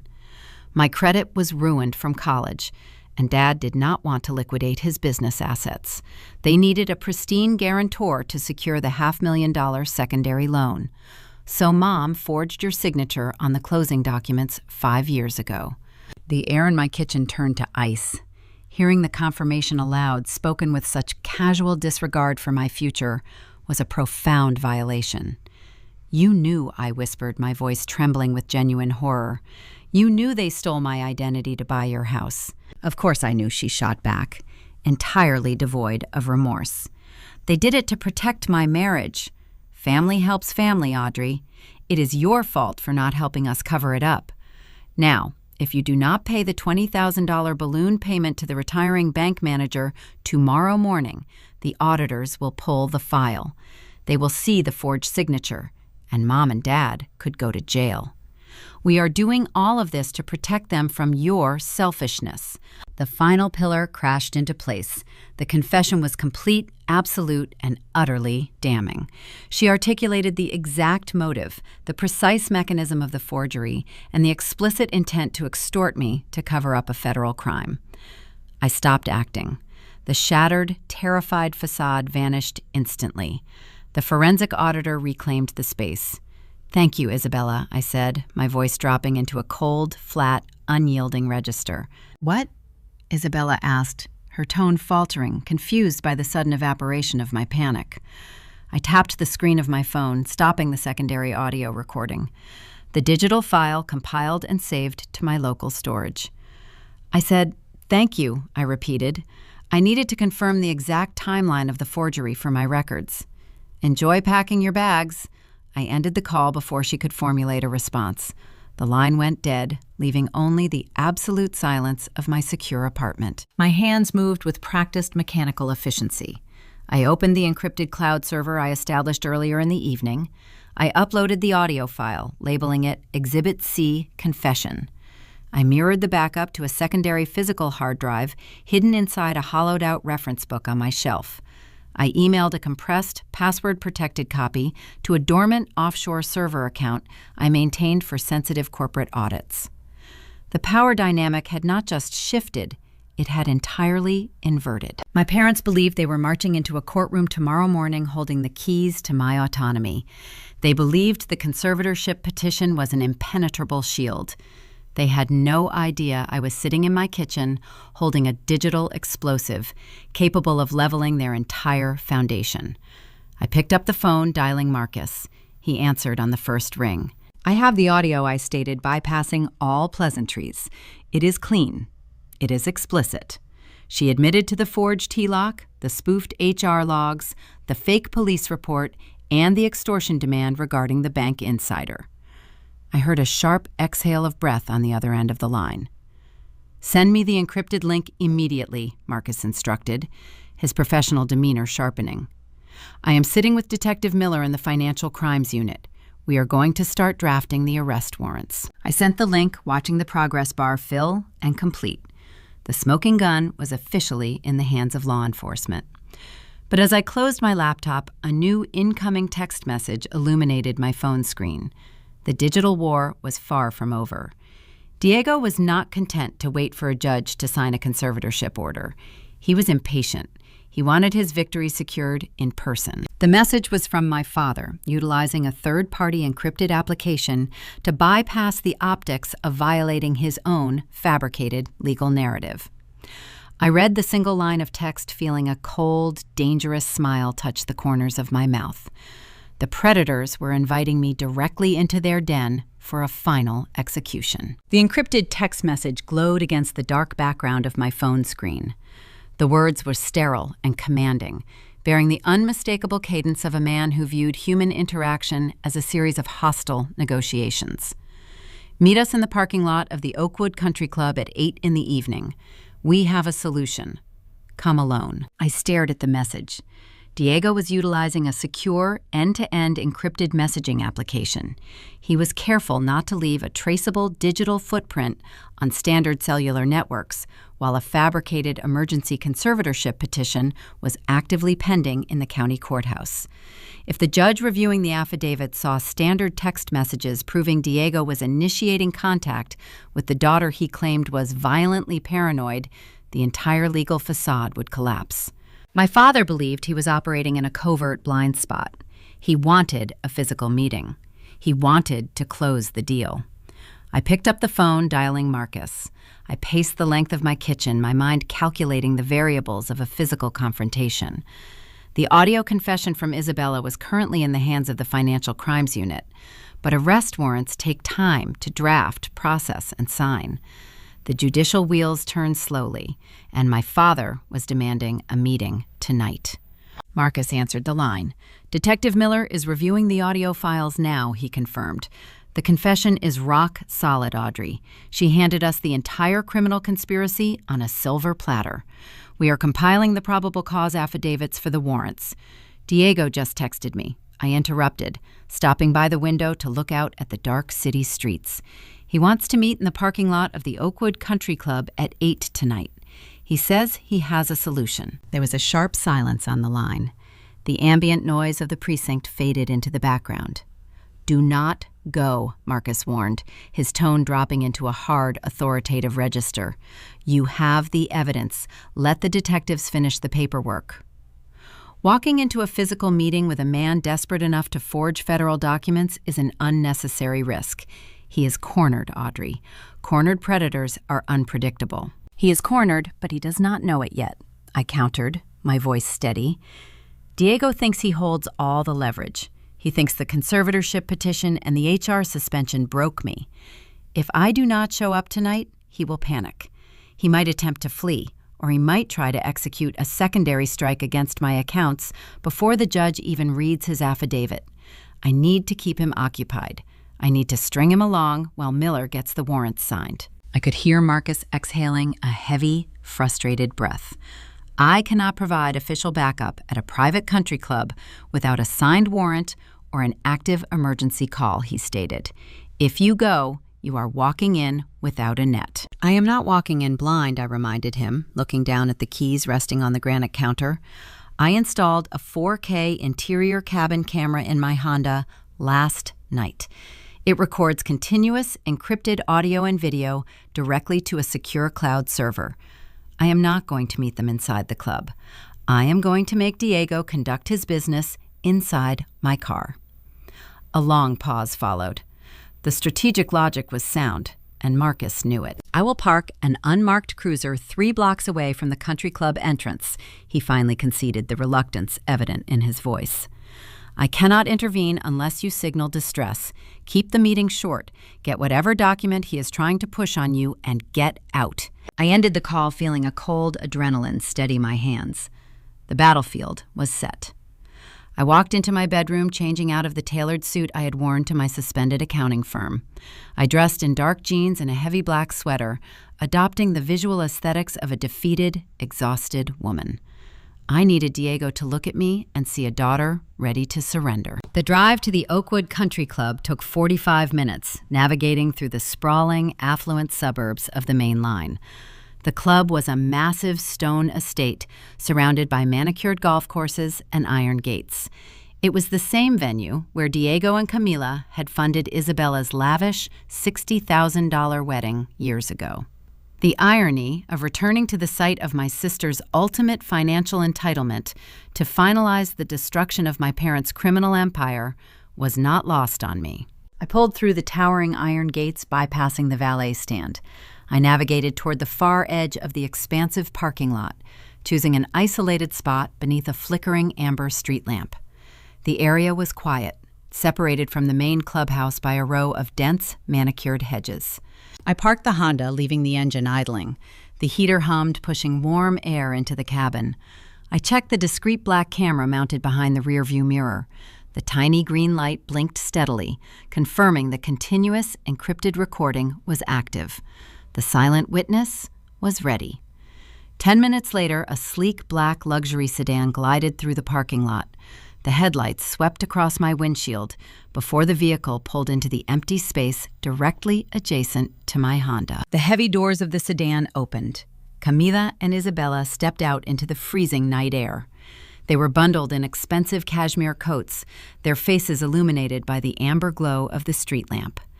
Isabella clutched her designer handbag, looking nervously toward the clubhouse. Camila stood rigid, her expression a mask of severe aristocratic displeasure. They did not approach my car.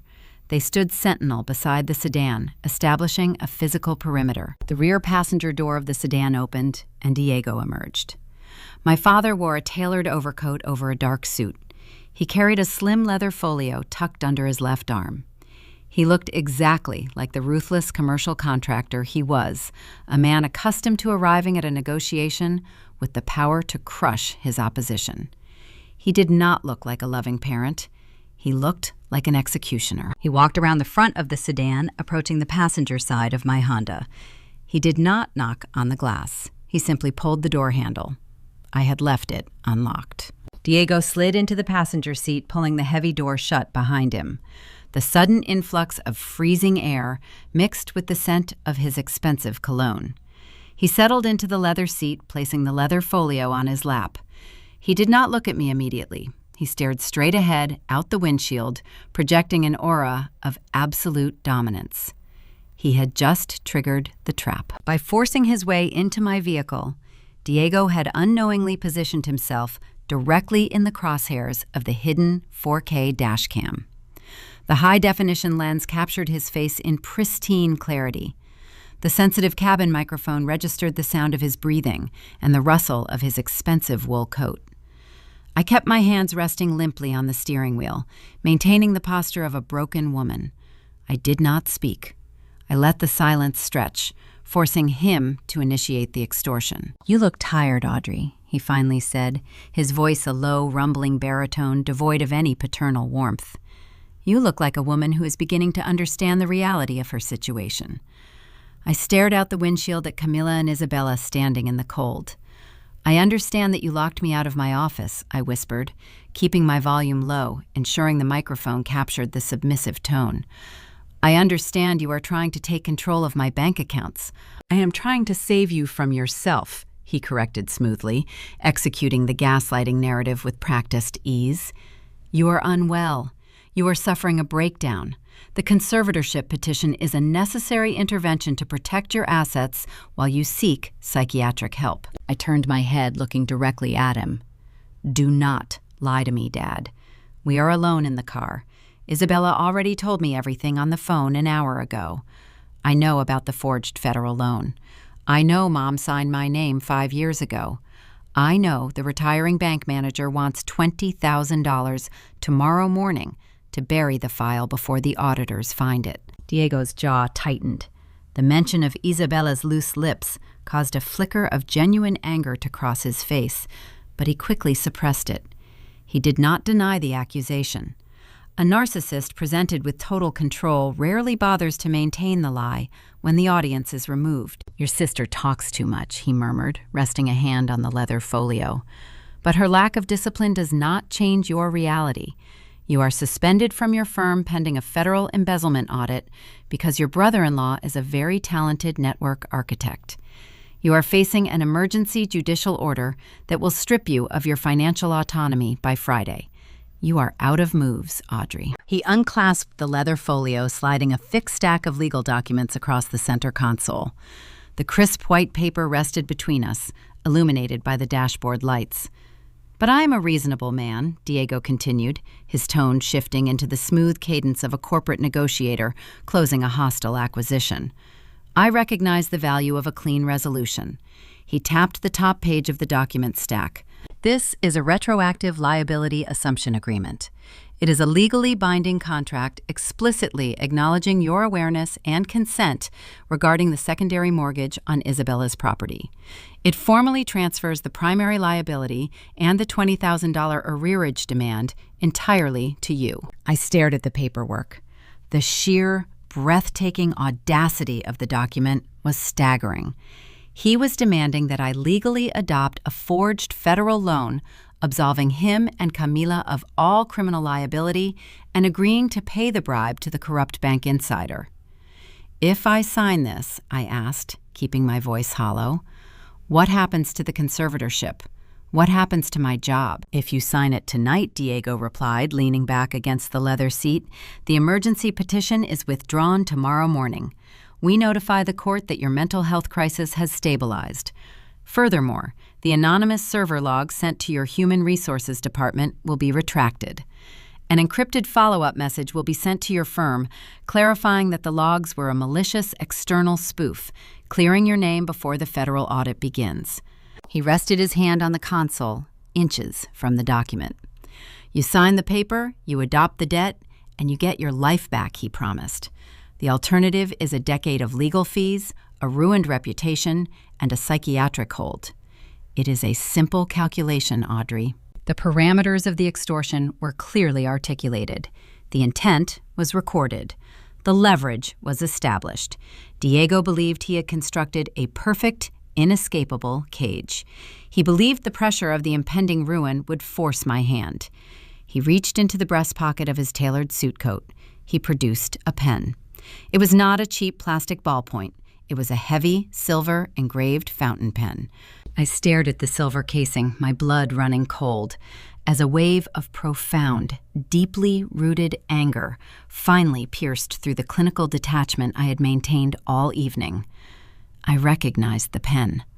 The symbolism of the object he chose to execute my ruin was the final, ultimate insult. Diego unspooled the cap of the silver fountain pen.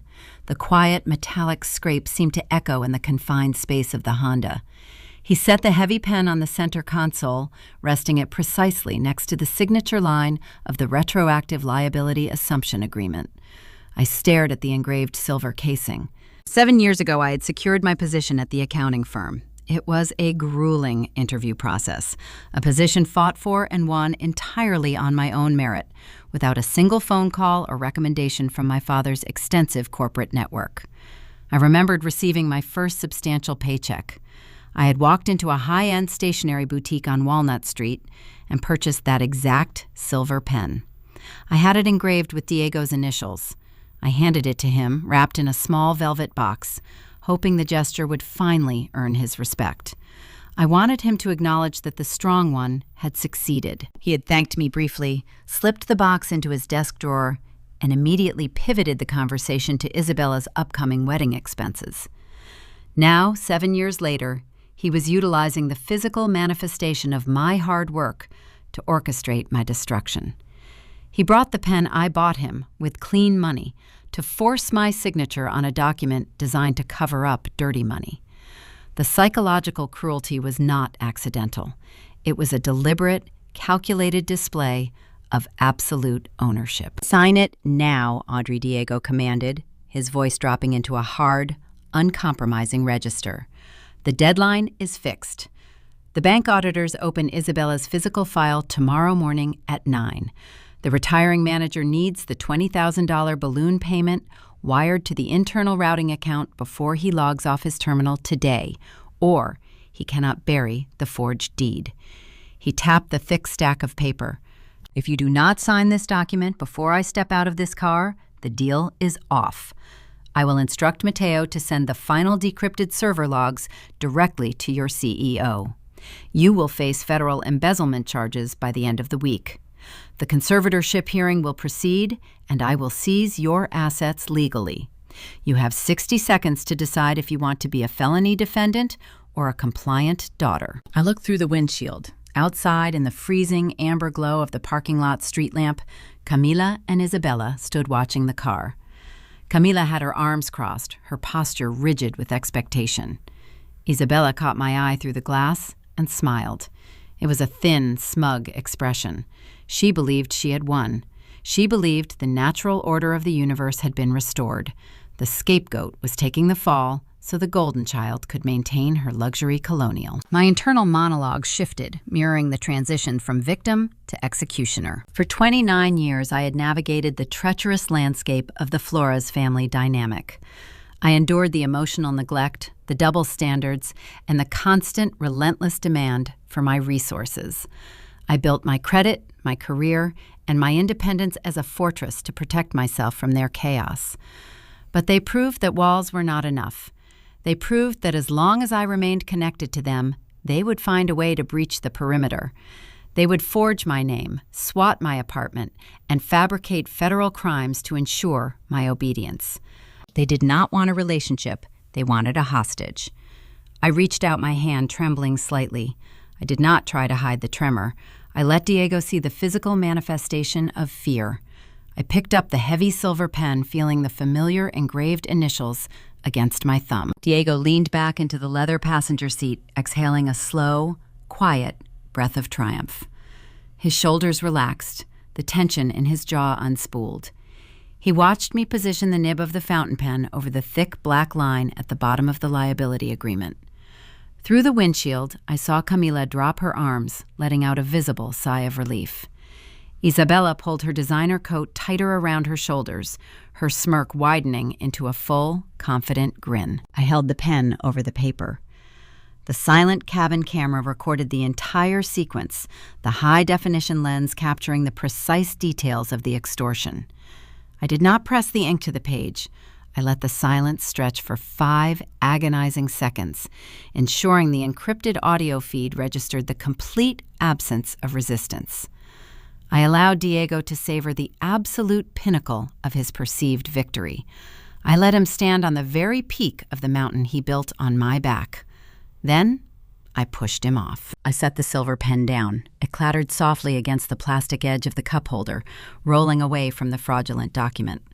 I turned my head, looking directly into Diego's eyes. The smug satisfaction on his face faltered, replaced by a flicker of irritation. "What are you doing?" he snapped. "Sign the paper, Audrey." I did not raise my voice. I spoke with the calm, terrifying precision of a forensic auditor delivering a fatal discrepancy report to a corrupt executive. "Are you absolutely sure you want to commit federal extortion on a live police wire, Dad?" I asked. The silence inside the Honda became an absolute vacuum. Diego blinked. His mind struggled to process the sentence. The words did not fit the script he had written. He expected tears. He expected begging. He expected a signature. He did not expect the icy, calculated challenge of a woman who had already won the war. "What did you say?" he whispered, his voice losing its commanding resonance. I raised my right hand, extending my index finger. I pointed directly at the small, sleek black device mounted securely behind the rearview mirror. The tiny green light blinked steadily. "I installed the 4K dual-facing cabin camera last night after you called the state police to swap my car," I explained, maintaining unblinking eye contact. "It records continuous high-definition video and audio, but it does not store the data locally on a memory card. It streams directly to an encrypted cloud server." Diego's eyes darted from my face to the blinking green light. The color drained from his cheeks, leaving his skin a pale, sickly gray.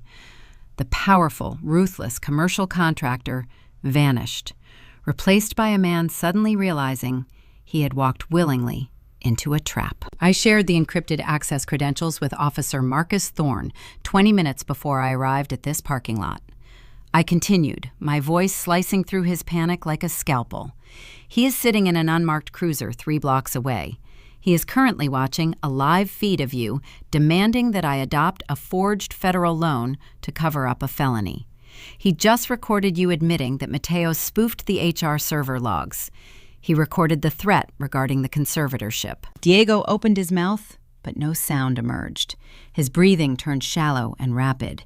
He stared at the camera, the reality of the situation crushing the breath from his lungs.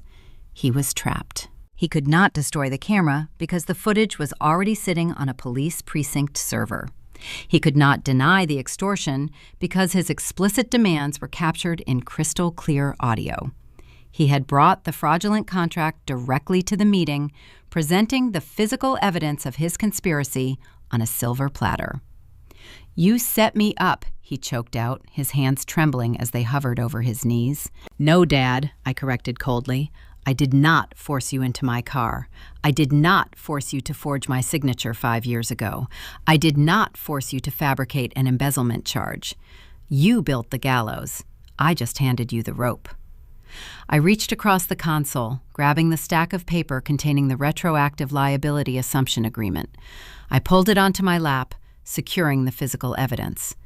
"Get out of my car," I commanded, my voice carrying an authority I had never wielded in his presence. Diego did not argue. He did not issue a counter-threat. The profound, devastating shock of his exposure paralyzed his aggressive instincts. He fumbled blindly for the door handle, shoving the heavy passenger door open. He stumbled out into the freezing night air, nearly tripping over the curb. Camila and Isabella rushed forward, their expressions morphing from victorious anticipation to sudden, frantic confusion. Diego did not explain. He shoved past them toward the black sedan, moving with the desperate, erratic energy of a man whose empire was burning to the ground. I shifted the Honda into drive. I did not look back at the 3 figures standing in the amber glow of the street lamp. I pressed the accelerator, merging out of the country club parking lot and accelerating down the dark suburban avenue. The extortion was defeated. The confession was secured.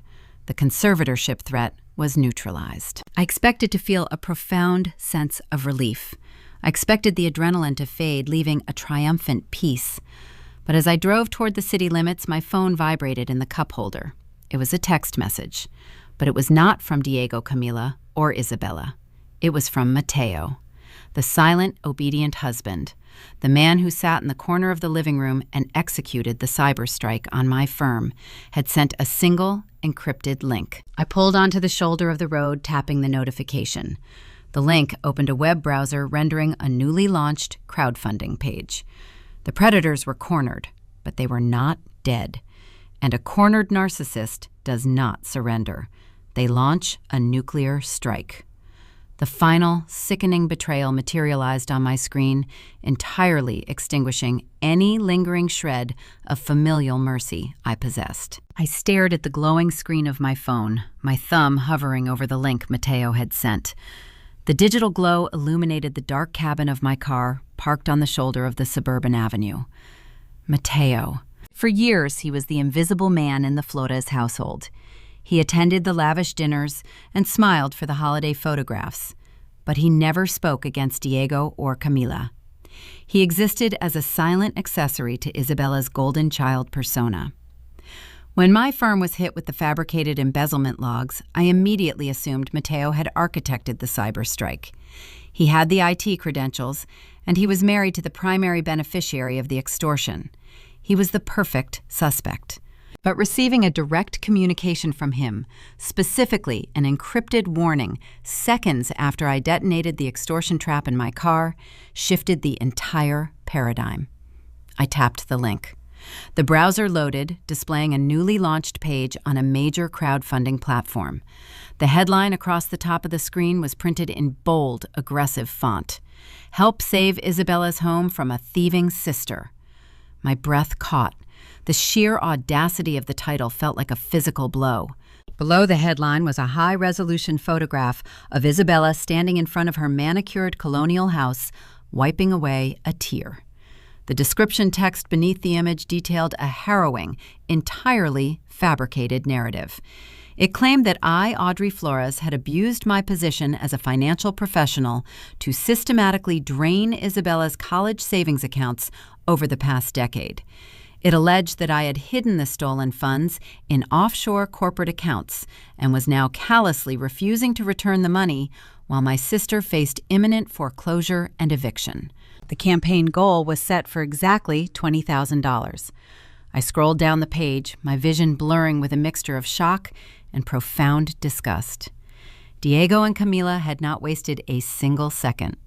The moment Diego stumbled out of my Honda, realizing the extortion attempt was captured on a police wire, they panicked. They knew the judicial route via the conservatorship petition was dead. They knew the blackmail leverage regarding my HR suspension was neutralized. They needed $20,000 by 9 the next morning to pay off the corrupt retiring bank manager, or the forged federal loan would be exposed. So they launched a nuclear social smear. They weaponized the extended family, the church congregation, and the local community network. They were soliciting donations based on a total fabrication, committing blatant wire fraud layered directly on top of their 5-year-old identity theft. I checked the donation ledger at the bottom of the page. The campaign had been active for less than 2 hours, and it was already gaining terrifying traction. Aunt Rosa had donated $500, leaving a vicious comment about my lack of moral character. Uncle Hector chipped in $300. Dozens of anonymous and named contributors were pouring money into the fraudulent fund. The total was climbing rapidly toward the $20,000 target. My phone vibrated again. A second text message arrived from Mateo. "I did not write the server logs, Audrey. Diego hired a freelance hacker off the dark web using cryptocurrency. I only found out about the cyber strike when Isabella started bragging about it an hour ago. I cannot be married to this family anymore. I am taking the kids to my mother's house tonight. Take them down." The red herring resolved with crystal clarity. Mateo was not the mastermind. He was a hostage who finally found the courage to break his own chains. The Golden Child's husband, realizing his marriage was built on a foundation of stolen identity and federal felonies, was abandoning the sinking ship. He provided the link as a final act of rebellion, handing me the evidence of their escalating desperation before he walked out the door. I locked my phone, dropping it into the passenger seat. Any lingering shred of familial guilt, any microscopic thread of childhood loyalty that had survived the events of the past 2 days completely evaporated in the cold, dark cabin of my car. They did not just want my money. They wanted to destroy my reputation in my community. They wanted to brand me a thief to everyone I knew, ensuring that even if I survived the legal battle, I would be a pariah. They were willing to steal from their own siblings, aunts, and uncles to cover up their crimes. The emotional daughter was officially incinerated. The forensic auditor engaged the final protocols. I put the Honda in drive, merging back onto the avenue and accelerating toward the city. I did not drive to my apartment. I drove straight to the central precinct of the Philadelphia Police Department. I parked in the visitor lot, grabbing my briefcase and the physical copy of the retroactive liability assumption agreement Diego had abandoned in my car. I walked through the heavy glass double doors into the brightly lit, bustling lobby of the precinct. Marcus was waiting near the intake desk. He was not in uniform. He wore a dark jacket and jeans, signaling his off-duty status, but his presence commanded immediate authority. He saw me enter and gave a curt, professional nod, gesturing toward a secure corridor behind the main desk. I followed him through the maze of cubicles and holding cells, arriving at a quiet, frosted glass office at the end of the hallway. The plaque beside the door read, Financial Crimes Unit. Marcus opened the door. Sitting behind a desk piled high with manila folders was Detective Miller. He was a veteran investigator with sharp, assessing eyes and a demeanor that suggested he rarely encountered a fraud scheme that surprised him. But tonight was going to be an exception. "Take a seat, Ms. Flores," Miller said, gesturing to the chair opposite his desk. Officer Thorne briefed me on the dashcam footage. We secured the cloud stream. Your father delivered a textbook extortion demand. But an extortion charge alone can be tangled up in court by a good defense attorney claiming parental concern. We need the underlying crime. I placed my briefcase on the desk, popping the brass latches. I did not offer a tearful narrative. I delivered a pristine, organized presentation of evidence. I pulled out the downloaded PDF of the home equity line of credit. The underlying crime is a forged federal loan document, I stated, sliding the paper across the desk. 5 years ago, my parents forged my signature as a guarantor to secure a $500,000 secondary mortgage for my sister Isabella. I highlighted the forged signature and attached a certified copy of my actual signature for comparative analysis. Miller leaned forward, pulling a pair of reading glasses from his shirt pocket. He studied the document, his eyes scanning the primary borrower and guarantor lines. I placed a second folder on the desk. This is the timeline. I continued, my voice steady and clinical. The retiring bank manager, Thomas Sterling, is stepping down at the end of the month. If the account falls into active foreclosure, the internal auditors pull the wet ink file. My parents need $20,000 by tomorrow morning to cure the default and bury the forgery. I tapped the folder. When I refused to give them the money, they escalated. First, they filed a false stolen vehicle report to detain me on the highway. Marcus can verify the incident log. Second, they attempted to initiate a personal loan in my name while I was detained. I included the credit monitoring alerts bearing the timestamps. Miller looked up over the rim of his glasses. The pieces were locking into place, mapping out a massive, coordinated criminal conspiracy. Third, I said, pulling out a printed transcript of the fabricated server logs they hired a third party to spoof my employee identifier, sending fake embezzlement evidence to my human resources department. They used the subsequent unpaid suspension as leverage to force my signature on the liability document Diego brought to my car tonight. I placed the physical retroactive liability assumption agreement on top of the pile. And finally, I concluded pulling my phone from my pocket and opening the browser. I placed the device on his desk. When the extortion failed in the parking lot 2 hours ago, they launched this.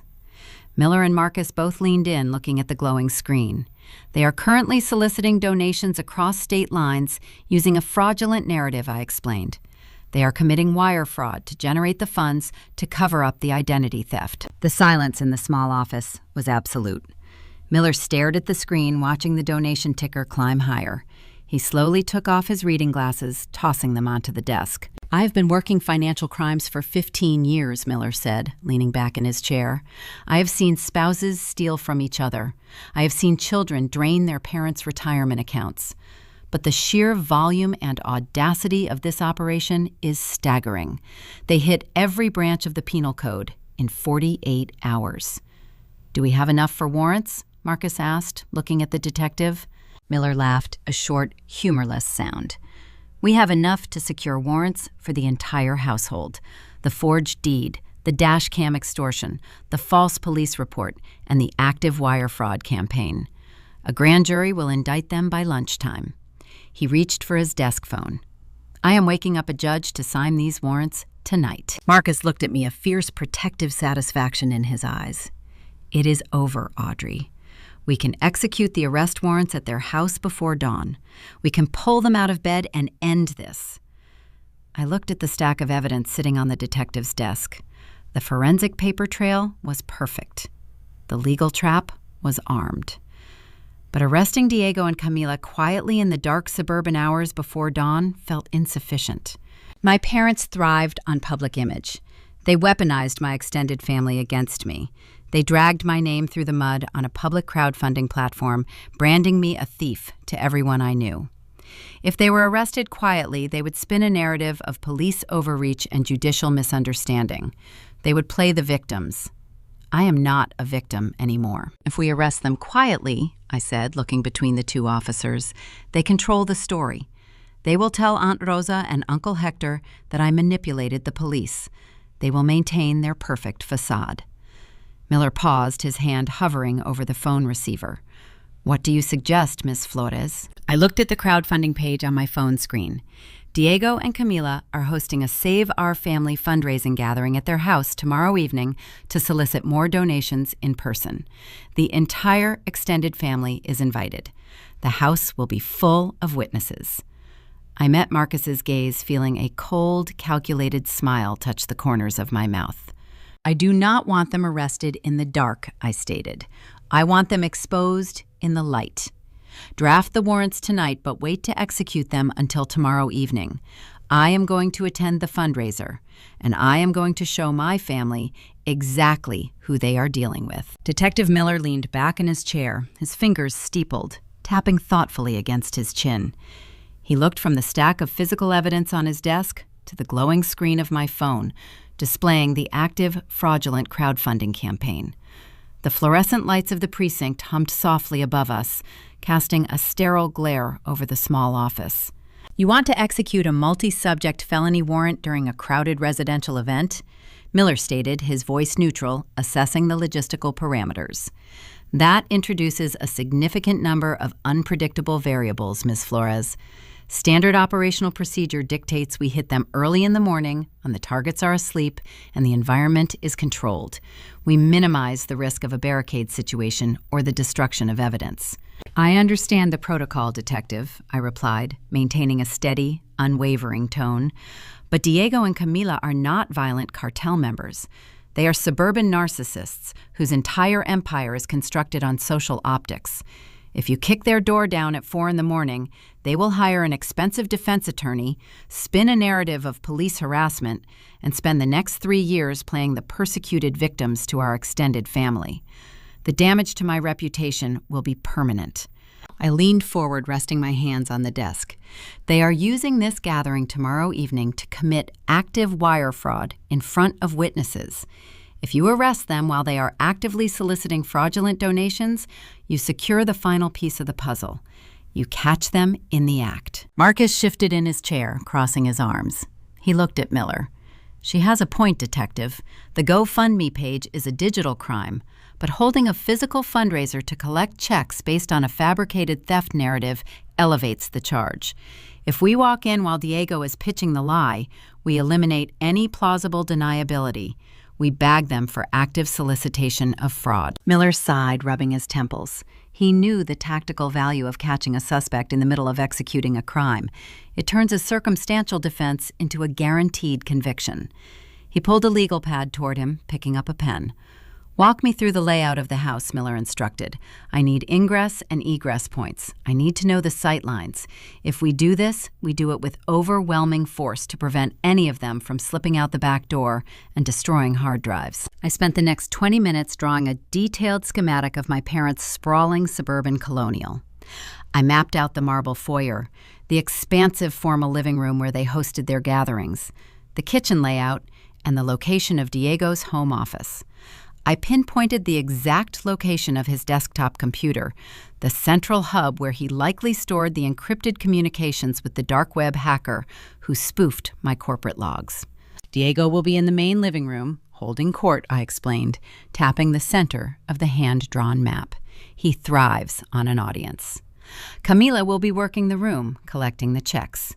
Isabella will be stationed near the fireplace, playing the devastated victim." "Where does the smart home integration panel reside?" Marcus asked, leaning over the map. I remember responding to a noise complaint at that house years ago. Diego bragged about installing a fully integrated audio and visual system. It is controlled via a primary tablet mounted in the hallway between the kitchen and the living room. I replied, a cold spark of anticipation igniting in my chest. I configured the network for them 3 years ago. Diego wanted the ability to broadcast music and video presentations throughout the entire first floor during his corporate parties. He did not understand the routing protocols, so he asked his forensic auditor daughter to build the architecture. I looked up, meeting Marcus's gaze. I still have the master administrative access credentials. I can control the entire visual and audio output of the house from my phone. A slow, grim smile spread across Marcus's face. He understood exactly what I was planning. "You are not just going to walk in and confront them," he realized. "You are going to broadcast the evidence." "I'm going to let them hear their own voices," I confirmed. "I'm going to let Aunt Rosa and Uncle Hector and every neighbor who donated to that fraudulent campaign listen to Isabella confessing to the forged federal loan. I'm going to project the dashcam footage of Diego extorting me directly onto their massive living room television. I'm going to dismantle the illusion before you dismantle their freedom." Miller set his pen down, looking at the schematic. "It is highly irregular," he murmured, "but it is an incredibly effective method of neutralizing the hostile narrative. If the crowd hears the confession before we breach the doors, we eliminate the risk of the family interfering with the arrest. The witnesses will be paralyzed by shock." The detective stood up, gathering the physical evidence and placing it into a secure locking file box. He picked up my phone, navigating to the encrypted cloud link I provided. "I am waking up a judge to sign the warrants." Miller announced his decision. Finalized. Wire fraud, identity theft, extortion, and misuse of the emergency dispatch system. We will secure warrants for Diego, Camila, and Isabella Flores. He looked at me, his expression a mix of professional respect and grim acknowledgement. "Go home, Ms. Flores. Get some sleep. Tomorrow evening is going to be the longest night of your life." I left the precinct, walking out into the freezing pre-dawn air. The city of Philadelphia was quiet, the streets empty and silent.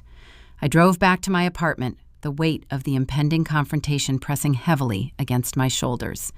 I did not sleep. I sat at my kitchen island, fueled by black coffee and the raw adrenaline of a survivor preparing for a final stand. I opened my personal laptop, preparing the digital ammunition. I extracted the cleanest, most damning segments of the audio recording Isabella had unknowingly provided. I isolated her clear, explicit admission of the forged HELOC and her acknowledgement of the spoofed HR logs. I downloaded the high-definition video file from my car's hidden cabin camera, trimming the footage to begin the exact moment Diego issued his threat regarding my federal embezzlement charges, and culminating in his demand that I sign the liability document. I merged the audio and video into a single, high-impact presentation file. I uploaded the final product to a secure remote server, ensuring I could trigger the playback from my phone with a single tap. The preparation consumed the morning and bled into the early afternoon. As the sun began to sink below the winter horizon, casting long shadows across my living room, my phone vibrated. It was a text from Marcus. "The warrants are signed. The tactical team is briefed. We are staging 2 blocks away from the target location at 7 o'clock. Wait for my signal before you enter the house." I changed into a sharp-tailored black blazer and dark jeans. I did not want to look like a victim, and I did not want to look like I belonged at a suburban cocktail party. I wanted to look exactly like what I was, an auditor arriving to deliver a final, catastrophic discrepancy report. I drove to the affluent subdivision, parking my Honda 3 blocks away from my parents' house. The neighborhood was quiet, the sprawling lawns covered in a thin layer of frost. I walked the remaining distance, the crisp air biting at my face. As I approached the property, the scale of the gathering became apparent. High-end SUVs and luxury sedans lined both sides of the street. The expansive colonial house was brilliantly illuminated, every window glowing with warm, inviting light. The silhouettes of dozens of people moved behind the sheer curtains. It looked like a celebration. It looked like a family coming together to support one of their own in a time of crisis. It was a masterpiece of deceit. I stood in the shadows near a massive oak tree at the edge of the property line, watching the front door open and close as more extended family members arrived. I saw Aunt Rosa arrive carrying a covered dish. I saw Uncle Hector walking up the driveway, chatting amiably with a neighbor. They were walking willingly into a slaughterhouse of their own making. My phone buzzed in my pocket. A single message from Marcus. "Perimeter is set. We are holding at the property line. You have a 3-minute window to broadcast the evidence before we breach the doors. Make it count." I took a slow, deep breath, pulling the freezing air into my lungs. I stepped out of the shadows, walking purposefully up the long, curved driveway. The gravel crunched beneath my boots, a steady, rhythmic countdown to the destruction of the Flores Empire. I reached the heavy brass handle of the front door. I did not knock. I pushed the door open, stepping across the threshold and crossing the point of no return. The heavy oak doors swung open with a quiet click. I stepped into the sprawling marble foyer, pulling the door shut behind me. The ambient noise of the gathering washed over me, a chaotic blend of clinking glassware, overlapping conversations, and the soft jazz music Diego utilized to set an upscale tone for his events. The air smelled of expensive catering and tension masked by perfume. I stood in the entryway for a brief moment, analyzing the layout. The massive archway to my left led into the formal living room. Dozens of people crowded the space. I recognized aunts, uncles, cousins, and several affluent neighbors from the subdivision. They were holding checkbooks. The sheer dramatic irony of the scene was suffocating. These people believed they were performing an act of communal charity. They were handing over thousands of dollars to save a young woman from a predatory sister. They had no idea they were actively participating in a federal wire fraud operation, while a heavily armed tactical police unit established a silent perimeter around the manicured lawn outside. I bypassed the coat check, walking deliberately toward the central archway. The first person to spot me was Aunt Rosa. She was standing near the grand staircase holding a plate of appetizers. Her eyes widened, dropping the plate onto a side table with a loud clatter. The sound cut through the low hum of conversation, causing several heads to turn. Audrey Rosa gasped, her voice a shrill mixture of shock and aggressive indignation. "What are you doing here? You are not welcome in this house." The chatter in the living room began to fade, dying out in localized pockets, as the guests realized the villain of the evening had just walked into the room. A heavy, uncomfortable silence descended over the gathering. Diego emerged from the center of the crowd. He wore a crisp navy suit, a crystal tumbler of scotch in his hand. He had been holding court, basking in the validation and financial contributions of his peers. When he saw me standing in the archway, the confident patriarch vanished. His face flushed a dark, dangerous red. Camilla appeared a moment later, stepping out from behind a group of neighbors. She clutched a silver tray, her knuckles stark white against the metal. "How dare you show your face here?" Diego boomed. his voice engineered to project authority and intimidate the audience into compliance. "You are violating the emergency conservatorship order. You are a danger to yourself and everyone in this room." He pulled his phone from his breast pocket, holding it up like a weapon. "I am calling 911. I will have the police remove you from this property immediately." I did not stop walking. I did not offer a defensive explanation or attempt to plead my case to the staring relatives. Engaging in a verbal debate with a narcissist in front of an audience validates their narrative. I walked past Rosa, ignoring Diego's manufactured outrage. I moved directly to the central control panel mounted on the hallway wall. The digital interface regulated the integrated smart home system. Diego dialed the emergency number, placing the phone to his ear. "Yes, I need immediate assistance," he shouted, ensuring the entire room heard his plea. "My daughter has breached an emergency judicial order. She is experiencing a violent psychotic episode. Please send units immediately." I pulled my phone from my pocket. My thumb bypassed the biometric lock, opening the remote access application I programmed 3 years ago. I did not need to physically touch the wall panel. My device synced directly to the primary network, overriding the local administrative controls. "I am not here to argue, Dad," I said, my voice carrying a cold, clinical resonance that sliced through his performance. "I am here to deliver a discrepancy report." I tapped the screen of my phone, activating the master audiovisual override. The soft jazz music playing through the ceiling speakers abruptly cut off, replaced by a sharp burst of digital static. The massive 85-inch flat-screen television mounted above the marble fireplace flickered to life. The high-definition display did not show a serene landscape or a curated family slideshow. It rendered a stark, unedited video feed captured from the interior of my Honda. Diego paused the phone, hovering near his ear. He recognized the angle of the footage. He recognized the expensive wool coat he wore in the video. The color rapidly drained from his face, leaving him a sickly, pale gray. The surround sound speakers embedded throughout the expansive living room activated, broadcasting the audio with crystal clear, terrifying fidelity. The first voice to echo through the crowded house was Isabella's. It was the extracted audio from our phone call the previous night. "Mom and Dad only signed your name on the home equity line of credit because your credit was perfect. My credit was ruined from college, and Dad did not want to liquidate his business assets. They needed a pristine guarantor to secure the $500,000 secondary loan. So Mom forged your signature on the closing documents 5 years ago." A collective, horrified gasp rippled through the living room. Uncle Hector took a slow, deliberate step backward, bumping into a coffee table. Aunt Rosa stood frozen, her mouth hanging open in utter disbelief. The neighbors who had just handed Camilla their checks stared at the television, trying to reconcile the damning confession with the narrative of the thieving sister they had been fed all week.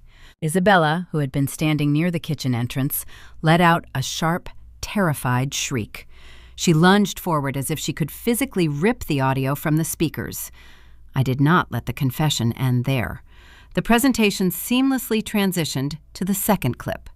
The video on the television zoomed in slightly, focusing entirely on Diego sitting in the passenger seat of my car the previous night. The audio captured his low, menacing baritone, delivering the extortion demand with chilling clarity. "If you do not sign this document before I step out of this car, the deal is off. I will instruct Mateo to send the final decrypted server logs directly to your CEO. You will face federal embezzlement charges by the end of the week. The conservatorship hearing will proceed, and I will seize your assets legally. You have 60 seconds to decide if you want to be a felony defendant or a compliant daughter." The silence in the room was absolute, broken only by the sound of Diego's recorded voice threatening to destroy his own child to cover up a felony. The facade was obliterated. The pristine suburban illusion shattered into a million irreparable pieces. Camila dropped the silver tray and hit the hardwood floor with a deafening crash, scattering crystal glasses across the rug. She sank to her knees, burying her face in her hands, letting out a long, jagged wail of sheer, unfiltered panic. She realized the community she spent her life curating, the social hierarchy she ruthlessly climbed, now possessed undeniable proof of her criminality. Diego stared at the television screen, his chest heaving. The phone slipped from his fingers, clattering against the marble floor. The man who orchestrated a master class in manipulation, who weaponized the police, the corporate sector, and the judicial system against his own flesh and blood, was finally completely exposed. "Turn it off," he choked out, his voice barely a whisper, stripped of all power and command. I stood in the center of the room, surrounded by the wreckage of their reputation. I did not feel a rush of triumphant joy. I felt a profound, clarifying emptiness. "You built a trap, Dad," I said, looking directly into his terrified eyes. "But you forgot that I analyze data for a living. I follow the numbers, and the numbers do not lie." Isabella did not possess Diego's paralyzing shock or Camila's dramatic despair. The golden child was driven entirely by self-preservation. She recognized that the physical evidence was insurmountable. She looked at the television, then at the horrified faces of the aunts and uncles who had funded her lifestyle. She turned and bolted toward the sliding glass doors at the rear of the living room. She intended to flee into the dark expanse of the backyard, hoping to escape the immediate fallout of the explosion she helped detonate. I did not move to stop her. I did not need to. As Isabella's hand grasped the handle of the sliding glass door, the heavy glass shattered inward, a tactical entry tool smashing through the lock mechanism. The door was kicked open, revealing the dark tactical gear and drawn weapons of the Philadelphia Police Department Financial Crimes Unit. The perimeter had closed. The 3-minute window expired. The trap I laid inside my parents' trap finally snapped shut. Isabella scrambled backward as the sliding door gave way. The heavy glass shattered inward, scattering glittering shards across the polished hardwood floor. The cold winter wind rushed into the stifling heat of the living room, bringing the harsh reality of the outside world directly into the center of the Flores household. Standing in the broken threshold was Officer Marcus Thorne. He wore a dark, tactical vest, identifying him as part of the specialized task force. 3 financial crimes detectives flanked him, their service weapons drawn and pointed toward the floor. Beyond their silhouettes, the sprawling backyard was bathed in a chaotic, strobing pattern of red and blue. The light bars from half a dozen police cruisers parked along the rear access road pulsed through the windows. The rhythmic, flashing colors washed over the expensive furniture, the pale faces of the extended family, and my father standing frozen near the marble fireplace. It was the exact same blinding strobe effect that had trapped me on the shoulder of Interstate 76 just 48 hours earlier. The cycle was closed. The narrative had come full circle. Nobody moved. The aunts, uncles, and wealthy neighbors who had gathered to fund a fraudulent crusade stood paralyzed in a ring around the room. The checks they held in their hands fluttered to the floor, abandoned. Isabella pressed her back against the kitchen island, her hands raised in surrender. Tears streamed down her face, ruining her carefully applied makeup. She tried to formulate a defense, opening her mouth to project her golden child persona onto the detectives. "I did not do anything," she sobbed, her voice cracking. "It was my parents. They set up the loan. I am a victim here, too." A detective stepped forward, securing her wrists behind her back. The metallic click of the handcuffs sliced through the quiet room. The metal locked into place, ending her lifelong string of free passes. 2 other detectives moved toward the center of the room.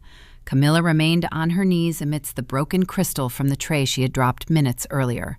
She offered no resistance. She simply held her wrists out, her gaze fixed blankly on the floor.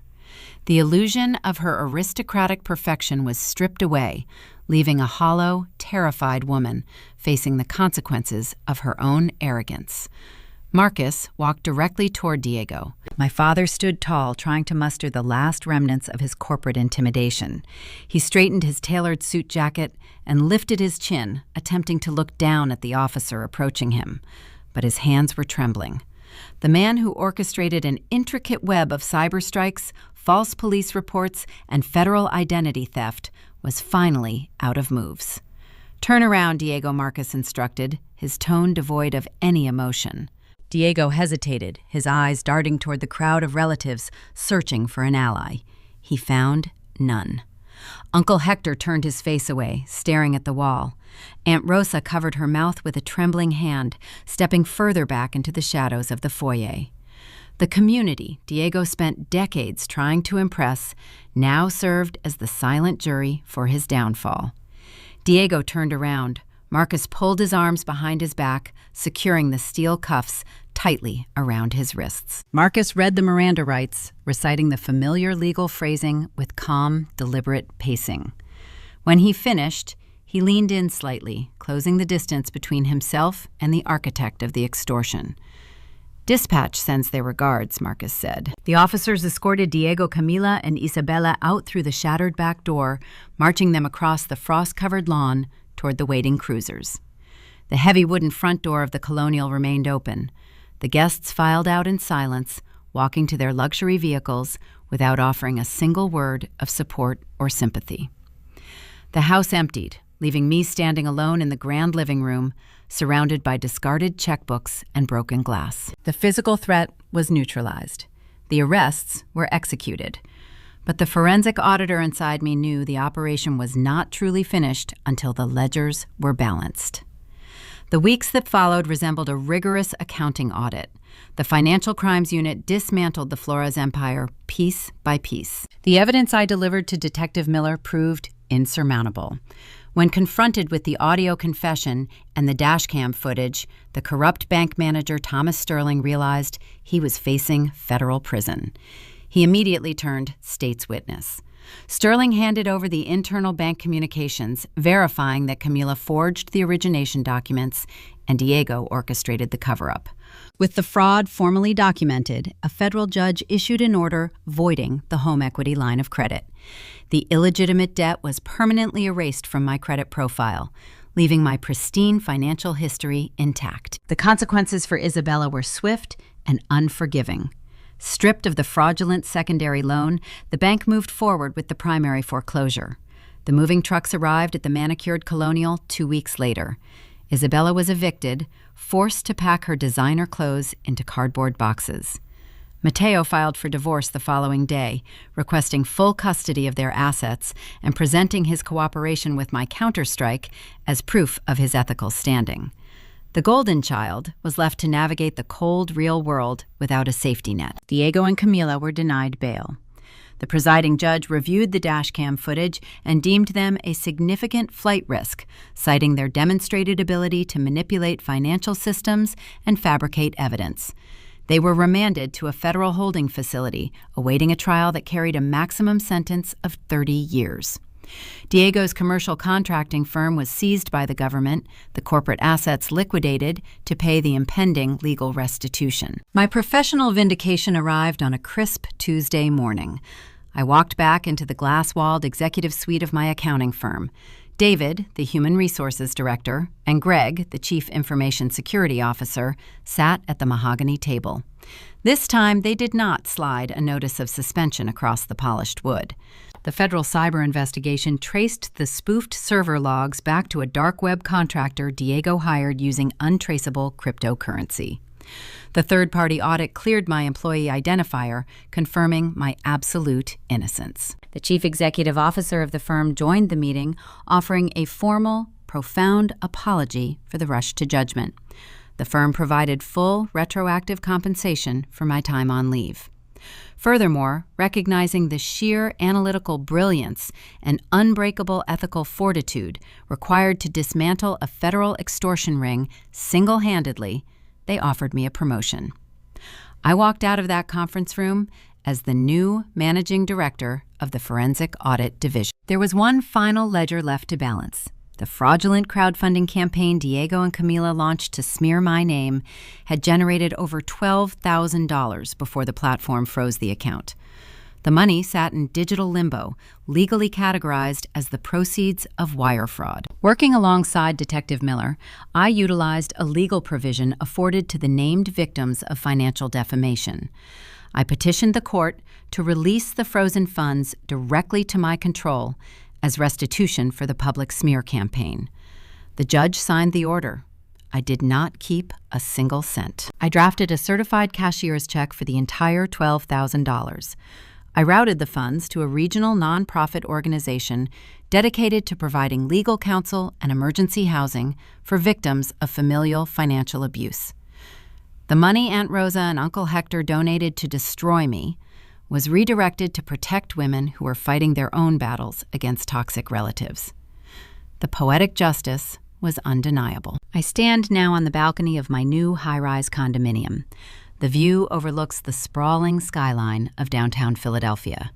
The morning air is sharp and clean, carrying the faint hum of the city below. I hold a ceramic mug of dark coffee, feeling the warmth seep into my palms. Society preaches a relentless, exhausting narrative about the sanctity of bloodlines. We are taught from childhood that family requires unconditional loyalty. We are conditioned to believe that sharing genetic material creates an unbreakable contract of obligation. We are told to forgive the unforgivable to keep the peace, and to sacrifice our own stability to insulate our relatives from the consequences of their actions. That narrative is a cage designed to keep scapegoats compliant. Loyalty cannot be demanded by abusers. Respect cannot be extracted through extortion. A shared last name does not grant anyone a free pass to exploit your finances, sabotage your career, or manipulate your reality. My parents believed they owned my success because they provided the baseline requirements of my childhood. They viewed my autonomy as a threat and my boundaries as an insult. They underestimated the very strength they forced me to develop. I take a sip of the hot coffee, watching the early morning light catch the glass facades of the skyscrapers. My life is quiet now. It is organized, secure, and entirely my own. The phone does not ring with manufactured emergencies. My savings account is not a communal slush fund. Setting a boundary against toxic family members is often framed as an act of profound selfishness. People will tell you that you are cold, that you are ungrateful, that you are destroying the family unit. Let them talk. Let them judge you from the comfort of their own ignorance. Walking away from the people who raised you is the hardest decision you will ever make, but standing in the center of a burning room just to prove your loyalty is not an act of love. It is a surrender. Drawing a hard line, enforcing your limits, and protecting the life you built with your own two hands is not selfish. It is the ultimate act of survival.